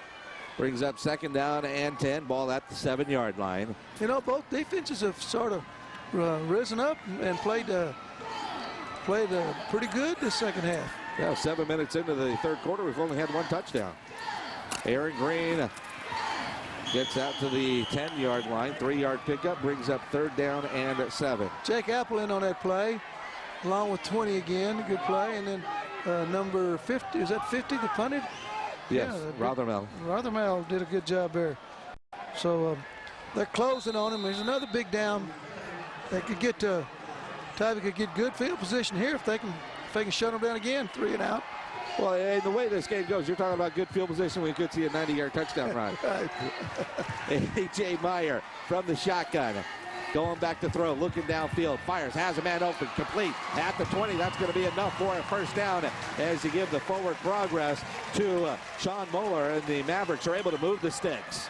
Well, Madison gave Tivy a little of their own medicine. Good drop, good timing route, throws it outside. Very accurate and good throw, and nice catch for the first down. 1st and 10 from the 20. Toss sweep, Aaron Green coming near side, looking for a lane. Finds the lane, crosses the 30. One man to beat, can't get by him as he's run out of bounds at the 45-yard line. A 25-yard run for Aaron Green. This is, they toss that ball to him and watch them get to the corner. They get out of containment right there. They get the block inside. Now, he's out in the field running, nobody to stop him. And you've seen him run the same play where they come up field and keep their containment, and he has a harder time breaking. 1st and 10, ball at the 45-yard line. Myers from the shotgun hands the ball off, running east-west. Good defense here for the Tivy Antlers as Christian Sampson gets the carry for the Madison Mavericks, but loses a couple of yards. Bring up 2nd down and long. That's another good defensive play by their defensive end, who doesn't lose containment this time. Falls off that block, number 67, Randall O'Brien. 2nd down and 12. Madison put so much pressure on you, it's hard to keep contained on them. Straight I formation. Myers under center. Hands it to the fullback up the middle. Sampson again. Nothing doing. And it's 3rd down and long. I'm going to tell you, O'Brien's going to, he's made every tackle the last couple of plays. He's having a great series defensively now. And that's what Tivy needs. They've got to get good play up front to keep those guys from getting into second levels. Well, I know they're on the far sideline. I'm trying to see if I see a quarterback warming up. Makes me wonder about Johnny Manziel, who was limping off after the last series, as the Mavericks are looking at 3rd down and 12 from their own 43. A.J. Meyer from the shotgun, back to throw. Under pressure, he is going to throw it away, and the referee, no flag yet for intentional grounding, and I'm not sure why. I'm going to tell you, if that earlier one was intentional grounding, this one is too. Well, there's discussion. He wasn't out of the pocket. He wasn't out of the tackle box either. Look here. Let's see if he ever got out of the tackle box. No, he didn't out of the tackle box. And there's the flag. That's a good piece of officiating. I'm telling you right now, I might have criticized him earlier on that head out of bounds. Probably shouldn't have. But I won't tell you this much. This officiating crew got together that time and made the right call, the right decision. Now, Jim Streety's arguing with them, but you know what?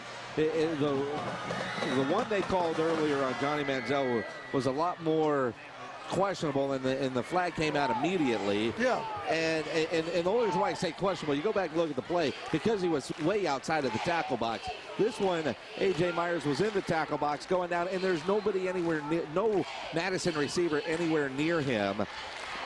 Coach Street don't like it, though. Well, he might call it, but you ain't going to make him like it. Now, you coached for 37 years. Did you ever have an official call a penalty against your team that you liked?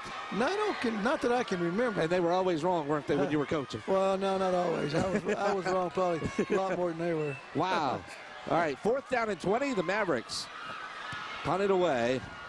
And they way over the head of the return man. He's going to field it on a bounce. Makes it. Oh.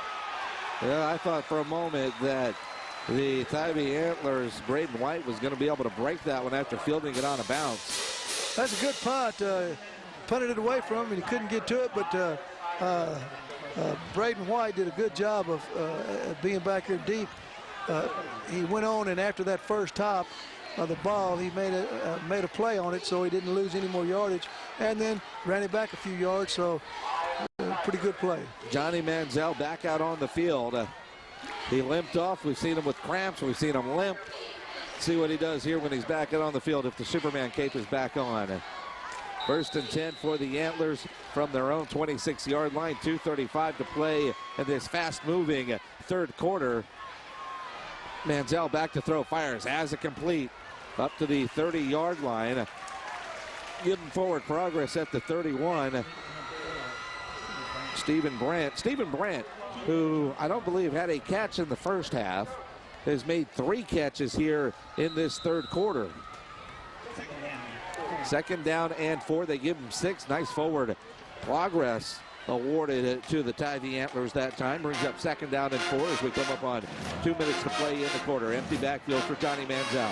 Back to throw, under pressure, loses the football, picks it up. He stays with it, fires downfield for a completion at the 36-yard line. Are you kidding me? Come on, are you kidding me? As Braden White comes up with the reception. He fumbles the football, he picks it up, he still scrambles. And what's amazing, there's no flags, no holding, no offensive lineman downfield. His knees were close to being down, but they were there close. Oh, what a play by this young man.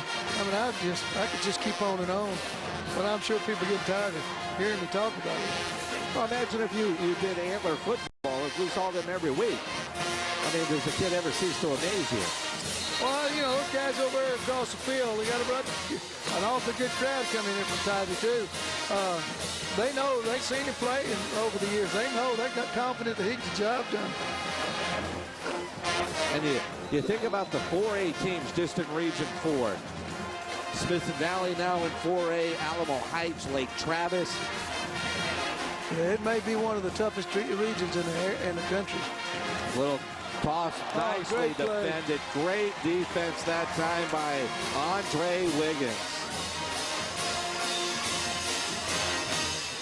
Look at it from this angle here.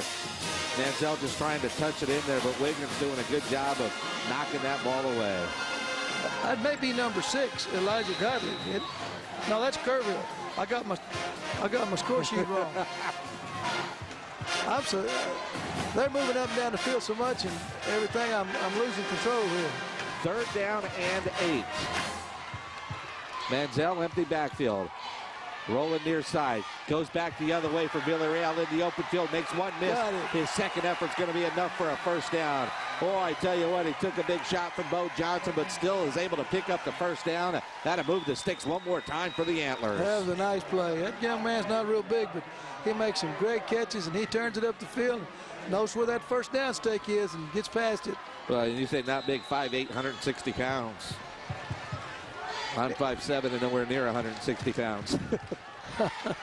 Under a minute to play here in the third quarter. The Antlers leading by 3, 29-26. Manziel back to throw. Looking downfield, fires, has it complete, middle of the field, down to the 20, or inside the 20 goes number 10, Jason Forns. You know, just once again, I want to go over these guys here for Kerrville. Andy Hargan, Garrett Messman, Kyle Bernard, Owen Cassidy, Brandon Balls. You know, they didn't even get close to Manziel that time and gave him time to pick them apart. And who you just mentioned there, the offensive line, as Manziel goes over 400 yards passing for the ball game. Manziel back to throw, first down, looking, has time. Now he's going to take off and run. Did he lose the football again? I don't think so. All right, so he held on to the football. He just went down kind of awkwardly. Yeah. Of course, you don't see him go down in the backfield very often. They'll lose 2 or 3 on that play, as we have probably played our final down of a one-score third quarter. Kind of surprising between these two teams, but we have played 3 quarters here at Comalander Stadium, and it is the Tivy Antlers leading the Madison Mavericks 29-26. It's going to be a wild fourth quarter. Don't go anywhere. Stick around. A great finish underway here on Time Warner Cable Sports. And 12 from the 21-yard line. This game has certainly lived up to the hype, lived up to the billing. A wild finish, Coach, I imagine, is in store for us. Manziel back to throw. First play of the fourth quarter, scrambling. He's going to take off and run with it at the 15, the 10, the 5. Stops there and is fighting. And I tell you, he took all around that thing, and when he saw that he had some running room, now he lit a shut and took off. And then, you know, the Mavericks say, let me tell you something. We're finally going to get a shot at this guy, and they come running at him. Yeah, like everybody wants to get a hit on him. He bounces right up. What a player. And credit Jordan Miller, big number 62, flying in there. I want my lick on Manziel. First and goal. Villarreal on the handoff, hitting the backfield and dropped for a loss. That didn't work too like they wanted to, but you know, they had a shot of busting one in there. They thinking they were going to run a counter or something, and they gave him the ball. But Madison's defense read that perfectly. Look at Big 55. Now he doesn't make the tackle, but he makes the play defensively. He penetrates so much that 52 made the tackle, but 55 did a great job. Loss of 3, second down and goal, ball at the 5-yard line. Manziel working out of the shotgun. Villarreal goes in motion, making it an empty backfield. And whistles will kill this play before it gets started. Did Madison call you? Madison calls a timeout. I see the whistle, but I'm looking for the flag. And you know what? That's what's been amazing. We've had the intentional grounding on each quarterback. We had the one face mask, the one hold that brought back the long run for Aaron Green. But for the most part, this has been a highly contested game without a lot of penalties. And you figure with the running that they do, especially Tivy, with Manziel going back and forth and left and right and up and down, how those offensive linemen don't hold or get caught downfield. That's what I was fixing to say. You hit it right on the nose. He does all that scrambling, but you know, they're coached in that manner. They do a great job in their pass protection. Their offensive line coaches to be commended for the job they do in their pass blocking schemes. But when he starts moving around and starts running and threatening that line of scrimmage, they still hang in there because they know he might throw it before he gets to the line of scrimmage. And you look at that graphic, the last two area players to account for 9 touchdowns in one game. Last year in the playoffs against Pflugerville Hendrickson, 4 passing TDs, 4 rushing TDs, and a receiving TD for Johnny Manziel. And it was Aaron Green rushing for 428 yards and 9 touchdowns against this Tivy team 2 years ago. Back to live action. Manziel back to throw, scrambling for his life, somehow keeps his balance, and he's going to be sacked all the way back at the 23-yard line. What a big defensive play for the Madison Mavericks. Isaiah Carter and Jacob Garcia teamed up on him that time, and he just, you just can't get out of every trap, and the defense did a great job there. Well, I tell you what, you go from first and goal at the 2 to third and goal from the 23-yard line. Your defense is doing something right. No, that's a great defensive play. Manziel on third down and a whole bunch. Back to throw, under pressure. Fires into the end zone. Jump ball tipped, incomplete. Boy, I tell you what, I thought that one was going to be picked off. It was intended for Kibbett, but what a great defensive play by Andre Wiggins. Well, here you are in a situation that what do? And you got to wonder that time. I mean, most of Johnny Manziel's passes, the receiver's been open, but there's no way he could have thought Kibbett was open on that pass play. No, he just got a lot of confidence in his arm and his receivers and threw it down. I really thought last week watching Madison, one of their strengths was their secondary, and they played good in situations. Fourth and goal from the 23. The Antlers go for it. Manziel back to throw. Fires. Short of the goal line. Pass is caught, but it's shy of the end zone. The Tivy Antlers turn it over on downs. Bo Johnson made a good hit on number 12, White. He got up a little slow, but he's up and moving. that's better than a punt. Couldn't have got it down in there any farther. And, you know, and by running that play, you got a chance to possibly break one into the end zone. So I think that's a good coaching decision that those guys made. The problem, like you said earlier, is that sometimes it doesn't really make any difference what kind of field position Madison has. They'll break one for 98 just as soon as they would for 2. Well, you know, maybe 93 here. They're at the 7. Hands the ball off. And across the 10 to about the 12-yard line is Williams. And when we go back and look at this replay, I wonder if A.J. Myers went the wrong way or if it was the running back. I mean, from the blind eye, you see what the replay shows. Looked like the quarterback was having trouble coming out from under center. Maybe he went the wrong way.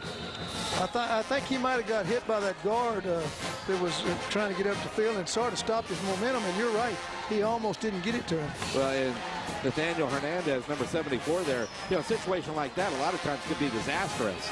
Oh, great defensive play. Maybe call it. Who is that? That big 73 there for Tivy. Jaden Ayala. You know, this is that play that they ran earlier where they give Green the chance to go forward and then cut back to the backside. Look at 73. Beat his man right there. No chance that time because he penetrated and kept his shoulder square and was able to fall back in on the ball carrier. Great play. 3rd down and long. Myers fakes the handoff, hands it to Green, and nowhere to go again for Aaron Green as big number 72, Brian Sherman, is there to throw him down in the backfield. Well, they've got to punt this away, I would think, you know, and just to come, you know, what a great stand that a defensive series that the whole Tivy football team, but the defensive lineman in the up front made almost all those tackles, if not all those tackles that series. Just because there is one of them right there, big 72. You know, good play. He's the one. Was he the one that almost returned that extra point for a touchdown? I believe so. Or no, He's one of them big guys they got. Lara punts it. Not a great punt, is it?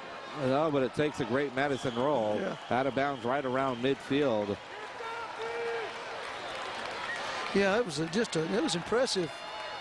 Brian and Sherman Ayala, linebackers in there doing a good job.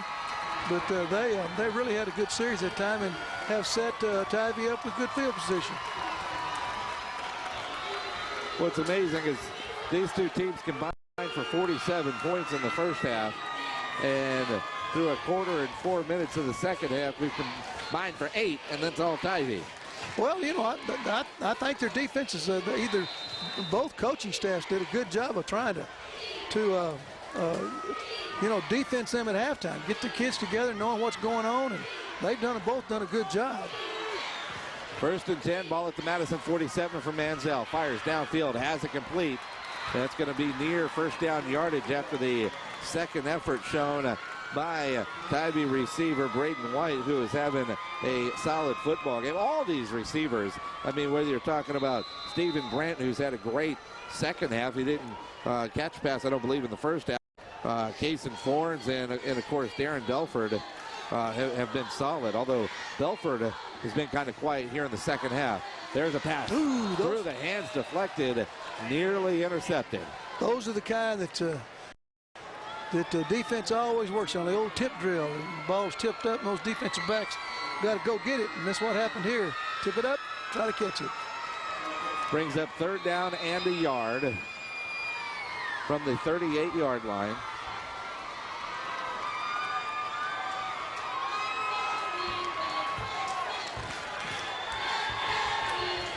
Johnny Manziel, over 400 yards passing in this game. Needs a yard here under pressure. Fires. No, he doesn't. Still has it. Somehow escapes trouble. Now fires downfield. Has a man who can't come up with a circus catch. My goodness, that pump fake. I'm looking downfield. Where'd the ball go? I'm telling you, I'm just amazed at this young man. His escapability, if that's a word. Look at this. 2 good athletes trying to get him. Another one comes in. He gets away from that guy. He got another one coming at him and then throws it away and almost completes it. If it wasn't for a great play, by that young man that's been making them all night long, Troy Lara, you know, it would have been down there in the red zone. And the Tivy Antlers on 4th and 1. Call a timeout. 7:18 to play here in the fourth quarter. And Coach, what was interesting on that play, right after the play, the Madison, the home side where we're at, you know, there was some booing. And I'm looking on the field trying to figure out what could they be booing on that play. I don't know. It was just a fine play by everybody. And they're, you know, it wasn't any, especially down, you know, Manziel made all those plays up here in the backfield trying to escape, but down there where the ball was thrown to, you know, there wasn't any pushing or shoving. He just went for the ball, and Lara made a heck of a play to knock it down. And there were no flags anywhere. No, it was a good play. Good offensive play by Manziel and on his escapes, and great defensive play by Lara for the Mavericks. You're right. You hit on this earlier tonight. You know, he's the only returning guy they got defensively, and. Well, you look at Johnny Manziel there, no doubt he is going to be part of our Roadrunner high-speed connection of the game. And looking at it, it's there, that pass to Cason Forrest that went for 46 yards. So far, the only touchdown of this second half, our high-speed connection of the game from Roadrunner. On 4th down, Manziel, he's going to run for it. Runs over a defender player. Second effort should give him enough for the first down. Like I said earlier, he's a tough nut. Come back out of those cramps, and look at this young man. Good block. Got 56 coming inside and gave him the lane to get the first down yardage. Big play. They keep moving this ball down here and get him a little bit more of a lead. It may be a little tougher for Madison to come back. It's a big series. Well, 1st and 10 now at the 37, coming up on 7 to play here in the game. You go up by 2 scores here, and you're right. You're shortening the game. Yeah. And there is a flag down. Yeah, that's an illegal motion penalty there. They got messed up. We got a guy in motion, then we had another guy didn't know where to line up. So when that happens, both guys that are moving, both guys can move at the same time, but then they got to stop and reset for a full second before anybody else can go in motion. There haven't been many penalties in this game. So you can see both men moving, and then the guy that was in motion would have to stop. Both guys sat for 1 second, and then they could snap the ball.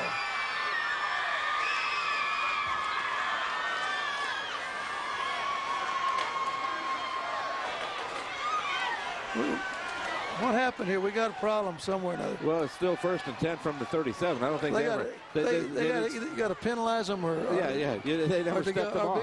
Or it's got to be second down. Well, they called the penalty. Yeah, but they declined it, so now it's second down. It had to be one or the other. All right, so Madison declines the penalty. Yeah, right. And it'd been bad if they'd come back and give them 1st and 10 again. Coach Streety wouldn't have liked that. Stranger things have happened. Manziel under pressure. Starts to go back the other way and just throws this one away. Yeah, he finds an open spot and just puts that in that open spot.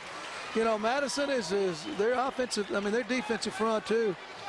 You know, as much as they've had to chase him tonight, they are still coming after him. You know.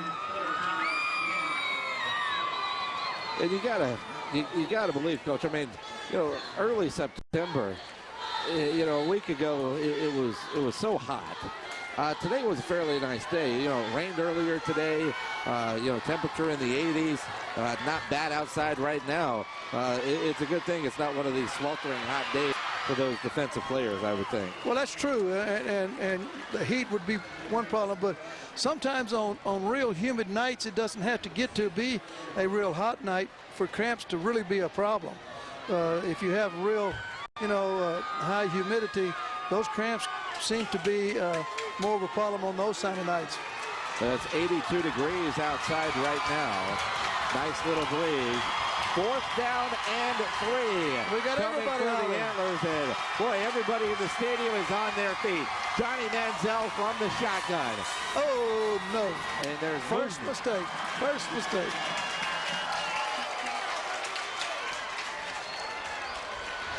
You know, we talked about that. You know, being fairly penalty-free by both teams early in the year. And that was the first mistake that the offensive line for Tivy has made. Well, there's a discussion. I'm not sure what the discussion is, and they're going to wave it off. They're waving it off. Wait. Madison apparently called timeout. Yeah, there you go. Wow. I wondered how in the world can wave that one off, but they can wave it off because Madison called timeout prior to the snap of the ball. So the Mavericks have now used 2 timeouts on defense. They only have 1 left with 6:15 to play in this ball game. They trail by 3. I tell you what, that timeout saved Mark Smith, Johnny Manziel, and that Tivy offense from, 4th and 3 and 4th and 8. 4th and 3 from the 30 is one thing. 4th and 8 from the 35. Maybe at that point you decide to punt it away and play defense. I'm sure there's a lot of people are saying, well, why did they call timeout? They had that penalty. Well, they didn't know the young man from Kerrville was going to jump. They were looking at their defensive unit as compared to what kind of set Tivy had, and they weren't ready for it, so they called timeout. Everybody on their feet once again. 4th and 3 from the 30. Manziel with a man in motion from the shotgun. Gets the snap. Looking downfield. Fires. Has a man wide open. Defender fell down at the 10, the 5. Going for the pylon. Does he get there? No. Out inside the 1-yard line. They called it a touchdown. Well, one is and one isn't. Well, I don't know what the signal for this guy is. Looks like he'd throw his arms up too, but he signaled in, I think, with his arms, and the official in the middle of the field saw his signal and made the call. Jason Fornes on the 30-yard touchdown reception. The defender falls down, and then it becomes right there. And I guess because he hit the pylon, yeah, the referee in the middle says, hey, he's in there, touchdown, 30 yards.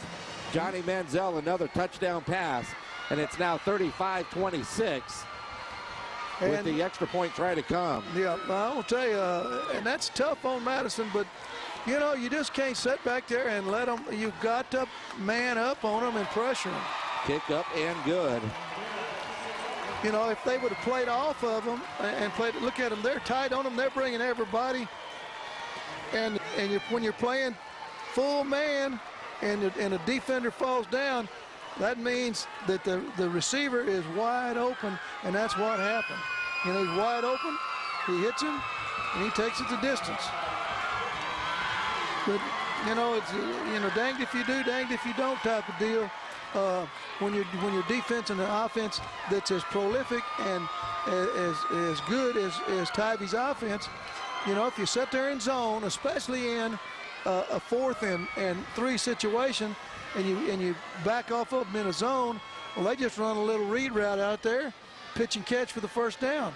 And so then you try to pressure them, and, you get pressure on him, but your defender falls down, and he's able to pick up that receiver. His 5th touchdown of the game, 4 passing, 1 rushing for Johnny Manziel, and that gives the Tivy Antlers a 10-point lead. It's now 36-26 with 6:08 to play here in this 4th quarter on Time Warner Cable Sports as the Antlers get ready to kick it away. Their defense pitching a shutout so far here in the second half. The return. They fake the reverse. And Muller looking for a lane and doesn't find one and gets tossed down. Is that number 80 that make the play? I couldn't see. But I will tell you, they defended that reverse pretty good. Here they go. They fake it, keep it going around. 34 is my man. 34 from Tivy. Brian Chase made a really good play on that. Quite the takedown for Chase.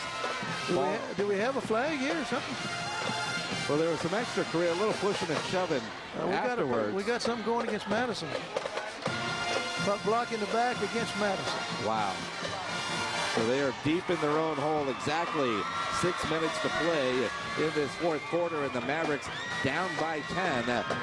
I know, Coach Smith works a lot of defense with the team, and I know he's telling them, make them work for every inch they get. Don't let them bust one on us. Make them work for it. Run that clock. That's a lot harder said than done. Yes, it is.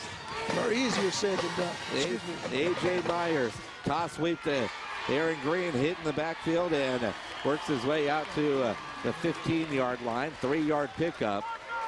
And again, Madison using 2 timeouts defensively. They only have 1 timeout. They need 2 scores. Well, that's what Tivy needs to do. They toss it out there. Here's the containment man, 33, turns it back inside, and all the pursuit catches up to it. They need to hope they can run every one of them like that. A.J. Meyer under center. Hands it off Green, up the middle, has a seam. Green across the 30, across the 40. He's at midfield, he's at the 40. Green's at the 30, at the 20, at the 10. Touchdown, Aaron Green, an 85-yard run. Well, so much for making them work for it, making them run some time off that clock. They work for it. And, you know, this is the same play. I don't think I'm speaking out of turn. I'll have to check with Coach Streety next week. This is the same play they busted against Steele last week. And they broke it again. A counter left. 36-32 is the score. And, you know, certain teams do certain things good over the years. And Coach Streety's teams have always run that play, and they run it to perfection. Aaron Green just ran an 85-yard touchdown run. But he's not pouring in sweat. He's not breathing hard. Yeah, I'd be over on the sideline with a defibrillator. That's why you and I are up here, are long gone from any vigorous physical activity right now. What a good player that guy is, and what a good kid that guy is.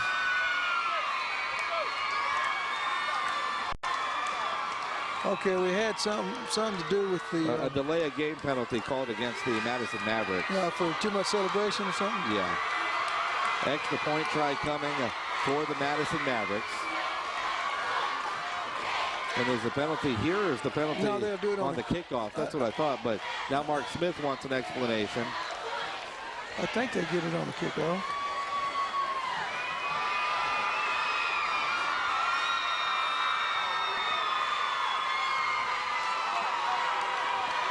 Man, you know, you just can't hold a football team like Madison down for too long. Well, and you know, a two-score lead, 6 minutes to go, you might feel pretty comfortable.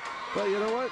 Less than a minute later, it's back to a one-score game. You know, if they make that point, a 3-point game. Here comes the extra point try for the Madison Mavericks. Snap is bobbled. Man, this is an important try. The fire drill, they fire it. It's caught, and it's complete. Oh, my. Oh, my, what a play. That's why you work on that fire drill. I believe it was Homer Alvina, the tight end, number 85, coming up with the catch on the pass from Justin Jones. Yeah, you got to give that Jones kid credit for being able to pick it up, throw a perfect pass in there. Yeah, it's an old counter play. I'm watching it on the big screen.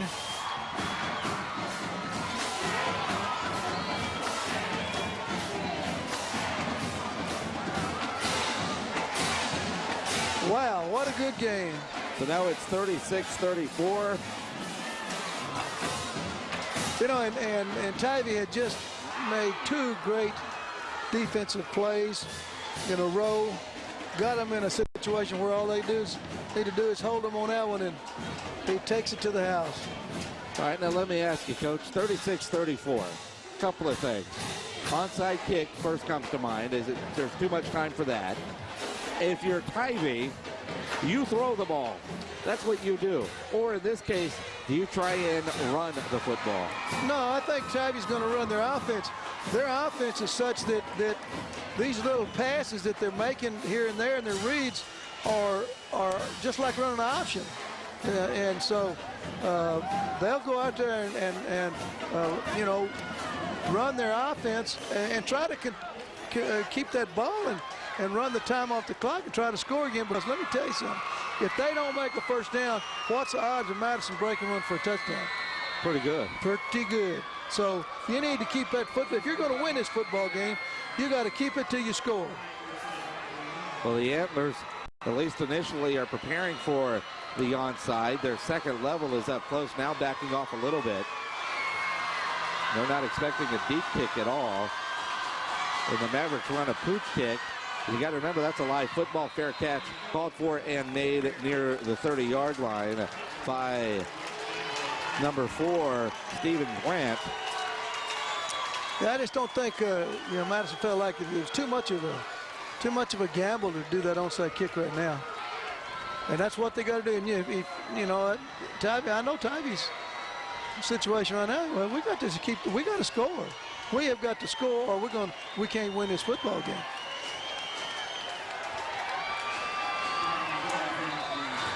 Johnny Manziel, 469 passing yards, looking to add to that total. Back to throw on first down. Looking downfield, has a man break open. There was a lot of contact. There's no doubt and about there's it. the flags. That's an easy call. The Madison fans on the near side not liking it. But I tell you what, that was the right call. And if you can see his hand right there reach out, and it's still on him. See it? Still on him back there. Well, and look, Jacob Garcia, the linebacker, made the right play. Yes, it is a penalty, but he got beat off the ball. The way that ball was floated up there by Manziel, if he doesn't commit that penalty, that's probably a touchdown for Tivy. No, I don't think I think you're exactly right. He had to reach early, and because he couldn't allow him to break past him. See, he breaks past him, and he, as good as they are, that ball's probably going to be on target. He just had to reach out there, and they only lose 15 yards that way, or spotted the foul where it was. Well, and you look at Fornes, who's had the last 2 touchdowns for the Tivy Antlers. If he catches that one, that'd be 3 in a row. And we've seen him. He's got touchdown receptions of 46 and 30. He catches that one with no safety help. There's nobody behind 95 to save him. So in a way, that's a smart penalty. Oh, I don't think there's any doubt about that. And you hate to see him get hurt on the play as well. No, he's a good football player for him, and I hope that young man is not hurt too. I hope it's a cramp or something. I surely hope he's not hurt too badly. Well, I tell you what, it doesn't get any easier for this Tivy Antlers. Old Mark Smith doesn't do him any favors in the what a schedule in the preseason. They got Madison tonight. They got Steele next week. And in our game next week, I'm excited to head out to Gustafson Stadium, where we'll have Brandeis against Warren. Brandeis off to an 0-2 start. Kind of surprising, a lot of expectations for them, but be fun to get a look at them. Back to live action. Manziel under pressure in a hurry, scrambles out of it, fires downfield, has a man open, and Florence unable to come up with a catch, ball behind him, but that incomplete pass, clock stopped with 5:02 to play. And you mentioned they playing a tough team next week. Well, they got Lake Travis on their schedule after that. Yeah, exactly. Yeah, and granted, I think for this Tivy Antler football team to achieve the goals that they have, they needed this kind of non-district schedule because they're new to 28-4A, and let's be honest, they should roll through 28-4A pretty easily. Manziel back to throw. Stutter steps, fires, and has it behind his intended receiver, Sean Kivett. And it's now 3rd down and 10, 4:57 on the clock. And, that's one of the problems with the passing offense. You miss clock stops, and you can see these Madison players on the bench imploring their fans to get on their feet, make a lot of noise for this big 3rd down and 10 play coming at the Tivy 47-yard line. Well, these last couple of plays, the defensive front and secondary linebackers forcing unit has sort of taken control of Tivy. They got to do a good job protecting the quarterback now so he can get the ball to him. 3rd down and 10. Manziel, quarterback draw up the middle, has the first down, breaks a tackle, still on his feet at the 30, breaks another tackle at the 20 before he's finally brought down. On 3rd and 10, Johnny Manziel breaks off a 33-yard run. Did you say something about a cape a while ago? Wasn't there something said about a cape? Well, he broke that cape out right then. What a play. That's a design play, quarterback draw. They got a lot of confidence in him. Lineman blocking good up front, I think, but let me tell you something. He takes it away from him. That kid's strong. He's fast. Now the clock is running. They're going to let it run a while. Well, and Johnny Manziel, the way he celebrates there, he may know that could be the nail. Well, I'm telling you now, I still think they're going to keep the ball and keep it moving. They try an inside handoff. Somebody loses a hat. Boy, there's some hitting going on. Number 76. Messman loses his hat. I don't know. I might be just talking the way I'm thinking, not what Coach Smith and his staff are thinking. But, you know, a while ago they gave the ball back to to Madison down there 93 yards away, and it took them three plays to get it in the end zone. You know, I think the only way that Kerrville can ensure that they can probably win this game is to run their offense and score. Put it in the end zone, and again, you still got to come back and play defense. Second down and 14. Manziel fires, has a man open, incomplete. Another flag. Wow, I thought that was a pretty nice defensive play. I know he came over the back. Well, you know, that official on the backside had a better view than anybody. I don't know. They're playing awfully good defense in the secondary. They're right on them. So it's hard to say whether they did or didn't. Well, and again, the flag came from the backside official. So if there was a hand on the back, from our viewpoint, we couldn't see that. No, we couldn't see it at all. It would have to be him that sees it. Now, they're getting after him. That's the only way they can beat him, is to play tough defense and get after him and try to be there and knock that ball down. But you get a little overzealous, then you have a little problem. Pass interference, the penalty against Madison. Automatic first down. It's just something we can't see right here. You can't see his left arm. That's Lara, and he's a good. No, that's not Lara. That's Wiggins. Excuse me. He's in his stuff, but you just can't see that backside arm. Only one that could see it would be the official. So you go from 2nd and 14 to 1st and 10 at the 18. Fresh set of downs for the Antlers. They lead it by 2, 36-34. 3:40 to play here in the ball game. Manziel from the shotgun gets the snap. Looking downfield, fires. Corner of the end zone on the flag route. Incomplete. Well, I think we know what their philosophy is right now. I think they're feeling the same way I do. They want to get another touchdown.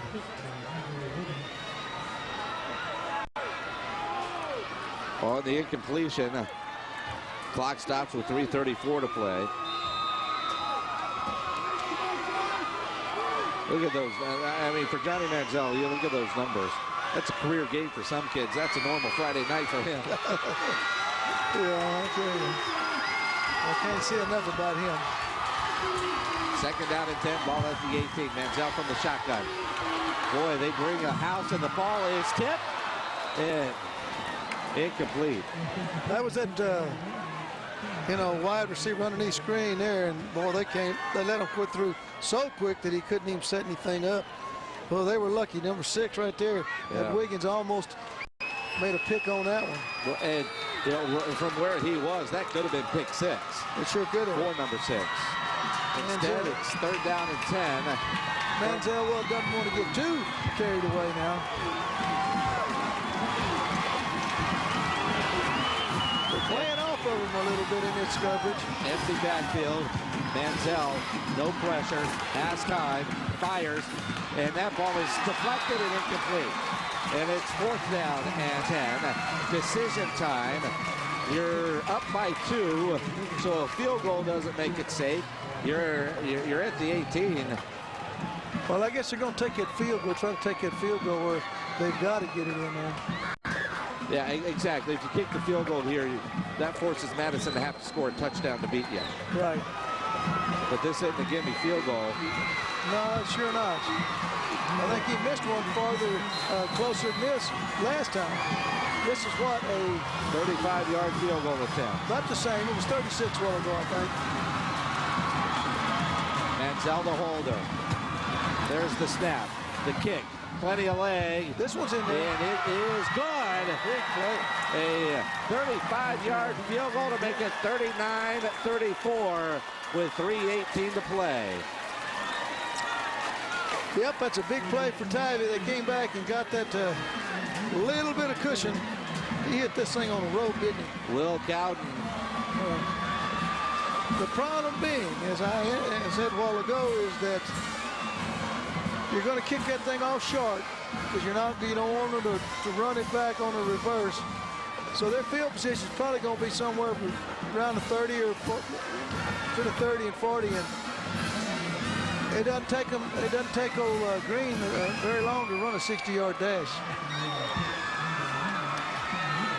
It don't take him 3 minutes and 18 seconds, that's for sure.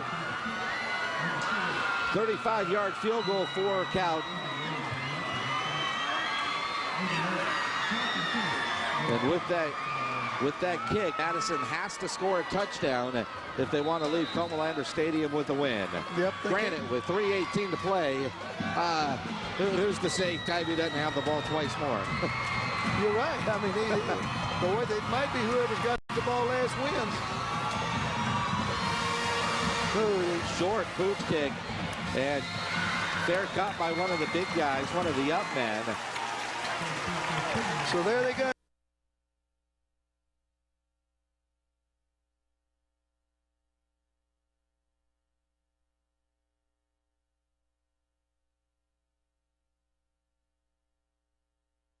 I mean, this is a lot of pressure on Tivy's defense. Homer Oveda making that fair catch. He's the one that caught that two-point conversion. He's a tight end. All right, ball's at the 39-yard line. Madison with good field position, plenty of time, 3:18, but they only have one timeout. Aaron Green lines up as a wide receiver. A.J. Myers from the shotgun gets the snap, hands the ball off to Williams. Williams trying to get to the outside. Picks up a couple of yards.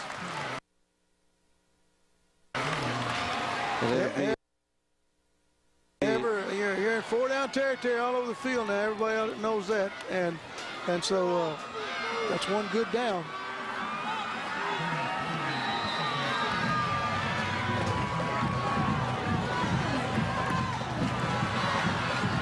Second down and 7. Myers from the shotgun. Back to throw. Looking downfield. Fires. Has a man. Had him open. High and incomplete. Intended for Homer Oveda. So the clock stops with 2:46 to play. Third down and 7. From their own 42 for A.J. Myers and the Madison Mavericks. Do you throw forward again, or do you run 2 times to get it?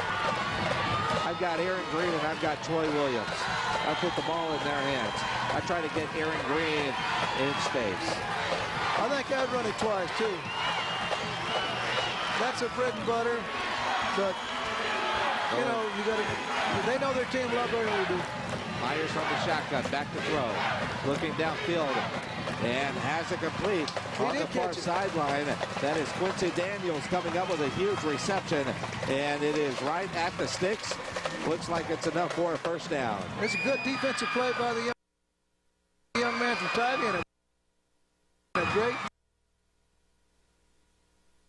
throw and catch by the Madison men.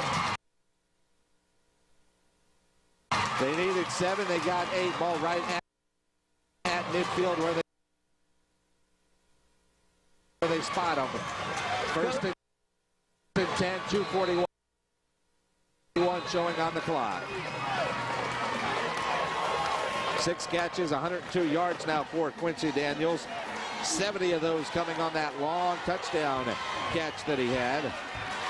More run after catch. A.J. Myers to throw it. No. Delay handoff. Green up the middle. First down and then some.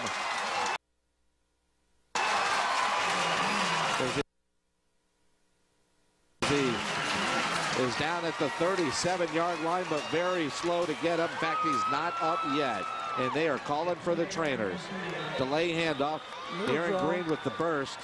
And he took a helmet right on a knee.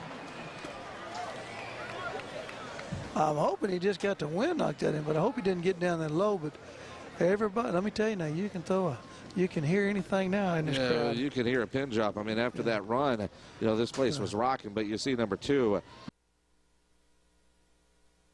down on the ground, or any player for that matter. Right. Aaron Green down on the ground. Second time we've seen him shaken up in this football game. Let's just hope he's just shaking it off and can get up and get going. Oh, that's a good sign right there. Getting a little bit higher. And Aaron Green gets up, and it looks like he's going to be able to come off under his own power. He takes off his helmet. It looked to me like that helmet might have got into his midsection and sort of got his wind. That's a great scene right there, bringing him off the field. He's under his own fire, shaking it off. Over 200 yards rushing tonight. Just got hit in the stomach. The trainers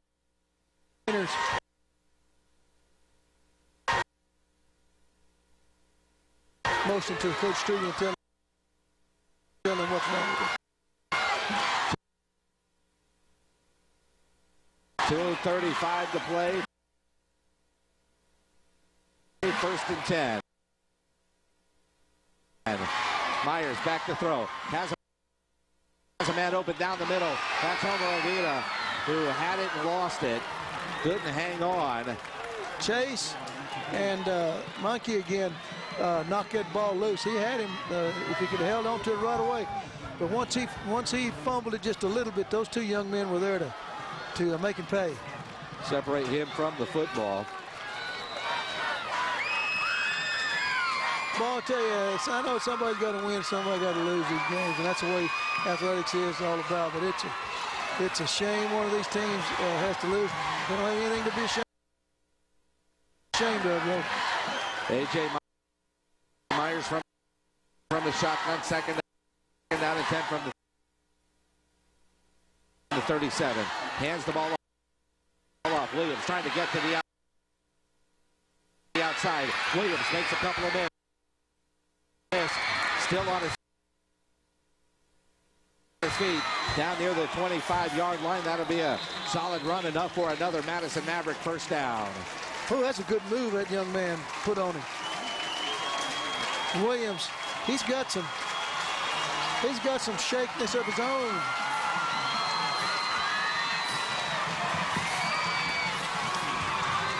Aaron Green stays on the sideline. First and 10, ball at the 26, clock counting. Coming up on 2:10 to play. First and 10, Madison. Myers from the shotgun, going back to throw. Pump fakes, in trouble, steps up, fires towards the end zone. And the pass is high, deflected, incomplete. Over the head of Quincy Daniels, and it looked like it went off the helmet of the Tivy defender. I think it went off of Monkey's helmet. He's fighting so hard to get to that receiver that, that ball goes right through his hands, right through the receiver's hands, and hits him right in the head. Second down and 10 from the 26. Great pressure applied by the Tivy front that time. Myers didn't have anywhere to go with it. Aaron Green back in the game, standing to the left of Myers. Going back to throw. Myers fires downfield. Has it caught out of bounds. Great pitch. It'll bring up third down. Solid catch by Scooter Williams. Scooter Williams went up high for that thing, and it stuck in his hands like Velcro, man. There it is right there. Good play. Out of bounds, clock stop, 1:58. Did you say Madison had one timeout left? They've got one timeout left. Second down and 2 after the 8-yard completion. Myers hands it to Green. Green trying to get to the outside, and he is stripped up in the backfield and dropped for a loss. What a great defensive play by Allen Young of the Tivy Antlers. It brings up third down, and after the... Is it third down, or it might be fourth down? Scoreboard is showing fourth down. I can't see the stick. It is fourth down. That was a great play by Young, and he hadn't been in the ball game all night, all the time. He's done a great job coming in there, making that play. Fourth down and Here's the game right here. Ball game on the line, 1:15 and counting. Myers from the shotgun, hands the ball off. Williams has the first down. He needed the 15 and he got it. What a huge fourth down conversion for the Madison Mavericks, but they get it with 1:09 showing on the clock. You know, you can look back. Remember when Tivy went for it on fourth down and Manziel ran that quarterback draw? Shades of the same thing. They run a draw to Williams. Clock counting. We are at 60 seconds left. First and 10 from the 14. Myers from the shotgun. Back to throw. Fires. Has a man. It's deflected. Nearly intercepted by Wiggins, but it falls incomplete. Clock stops with 55 seconds to play. Little high. Tipped it off his hands. And is that Kerrville? That's a Godley that almost got it, isn't it? Yeah. What a good play. Elijah Godley on the defense. Well, I'll tell you, it's pressure pack plays, pressure pack plays. Second down and 10. A.J. Myers having a solid night throwing the ball. Under center. Nope, he's going to get out. Direct snap to Green. It's illegal procedure. And there's a flag down. Green running all over the place, but finally just steps out of bounds. Yeah. But flags are down, and this should. Well, let me ask you. You declined the penalty since Green didn't get a whole lot, and give him one less down.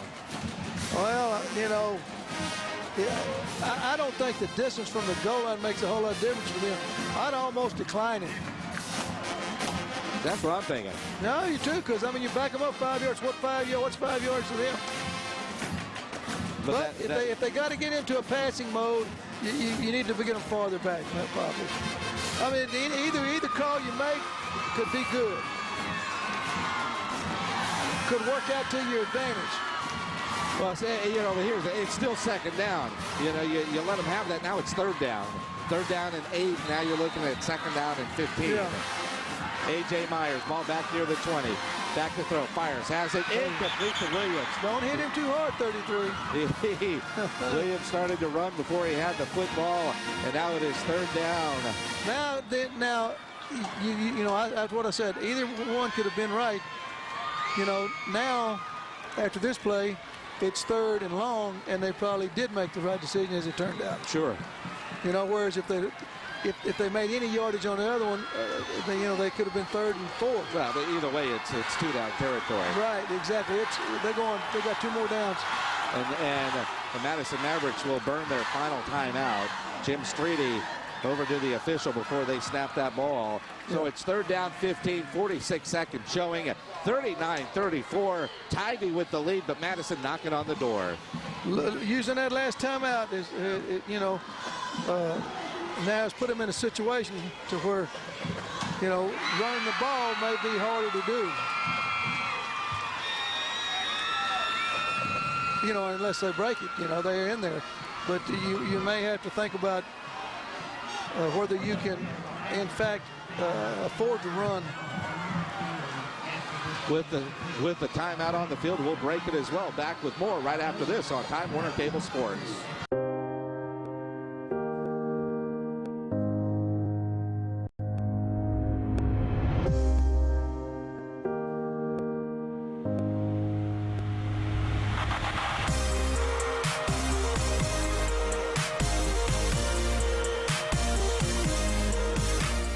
Don't miss the TAPS Championships this Friday and Saturday live from Tiger Field in Corsicana. Only on Time Warner Cable Sports Channel. Back here at Jerry Comalander Stadium, we expected a wild finish. Glad to have you along here on Time Warner Cable Sports, along with Larry Pullen. I'm Jason Minix from ESPN 1250 The Zone. Third down, 15 from the 46. Myers fakes the handoff, back to throw, fires into the end zone, jump ball, and it is incomplete. Flag down. It will be pass interference against the Tivy Antlers. And on 3rd and long, that's a great way to get a first down. You're not kidding. I just, you know, there's a rule about interference in the end zone. He was in the end zone. I don't. They may take that ball. Do they take it for 15 or do they take it down to the 2? Oh, well, you know what? It might be a half the distance to the goal line. Let's see where they're going to spot it. I don't know really. I cannot remember what the rule is really. They're going half the distance. Well, they're going more than half the distance. I guess you get it all on that one. Yeah, they got all 15 yards. So it's now 1st and goal from the 4-yard line for the Madison Mavericks with 41 seconds to play. Coach, Coach Smith wants a ruling on this. He's out on the field. Wants to know why they got all their 15 yards. That's what he's wanting to know. Well, partly, Coach, because 15 yards was there to take. Well, any 15-yard penalty inside the 30 is half the distance. You know, so, but, you know, I must have, I think it has something to do, I wish I could remember the rule for it being interference in the end zone. I don't know. But it was definitely in the end zone where the interference occurred, so maybe that's why they get it all. Kind of a touchy call, too, in that kind of situation. A.J. Meyer from the shotgun gets the snap, hands the ball off. Green hit. Excuse me, that's Williams. And dropped back at the 5-yard line. Clock continues to run. The Mavericks out of timeouts. Under 30 seconds now, and Williams, Gimpy coming off the field. The Mavericks have to hurry. Myers gets the snap and throws it into the ground, but there may have been flags down as there was all kinds of movement. Well, I won't tell you, the play before Ferris Owens made one heck of a tackle on Williams. And he's got Williams limping now. All right, no flags. You know, he was able to spike the ball, stop the clock successfully with 22 seconds. But now you're looking at 3rd down and goal from the 4-yard line. I think now it's time. On this down, you got to throw it. I think this down, you got to throw it. Now the last down, you might want to give it to your best horse and tell him to get in the end zone. But this down, I really think they got to throw it into the end zone. 3 seconds on the play clock. They're not going to get it off in time. They don't. Delay a game penalty against the Madison Mavericks coming. So instead of 3rd and goal from the 4, now you're going back to the 9-yard line. And now I really agree with you. You got to put it in the air.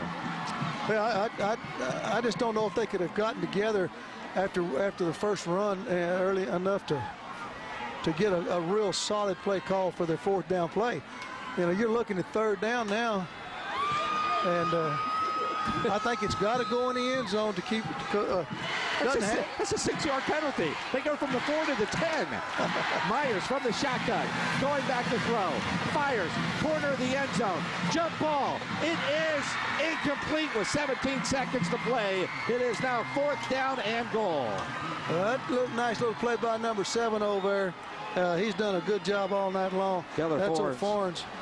That's the brother of the other Fornes, Kasem. Well, I guess it's come down to this play, hasn't it, Jason? Here we go. 4th down and goal from the 10-yard line. 17 seconds. The Antlers leading 39-34. Madison has one play. They got to have a touchdown to win it. Williams comes out of the game for Madison. Aaron Green standing to the left of A.J. Myers. Myers back to throw. Fires high, incomplete. The Antlers are going to win it. The Antlers are going to win it. Madison turns the ball over on downs. Wow. What a game, what a game, what a game. I'm telling you now, the hero of this game may be the Tivy defense when they rose to the occasion, because they did a good job that series. Everything that Madison did, they had to work for it, and they had to try to do some different things. And I know it's a tough loss for Jim and his staff, but they played a whale of a ball game. And I want to tell you, they played a whale of a football team. And he's got a whale of a football team. So they'll get up. He'll get them back up. How much last week, your season opener on national television, You got the best running back in the country in Malcolm Brown. You're going against him. You've been hearing about it from last spring. Oh, the game, it's going to be on ESPN television. To get up for that game and get that win, how, as a coach, to get this group ready and excited to come back and play this game? Oh, I don't think that was a factor, Jason. I really don't. I think they played a good football game. You know, they played a good football team. And they may have played the best offensive football, one of the best offensive football teams in the state of Texas. So I don't think that was a factor. I think they got them up. Looked like they looked good early. Streety does a good job of that.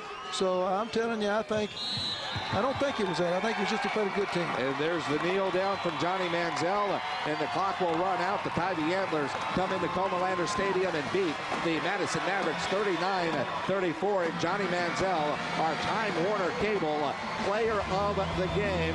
He has done it all, accounting for 5 touchdowns, 4 through the air, 1 on the ground, and 1 exciting highlight reel play after highlight reel play for Johnny Manziel, our Time Warner Cable player of the game.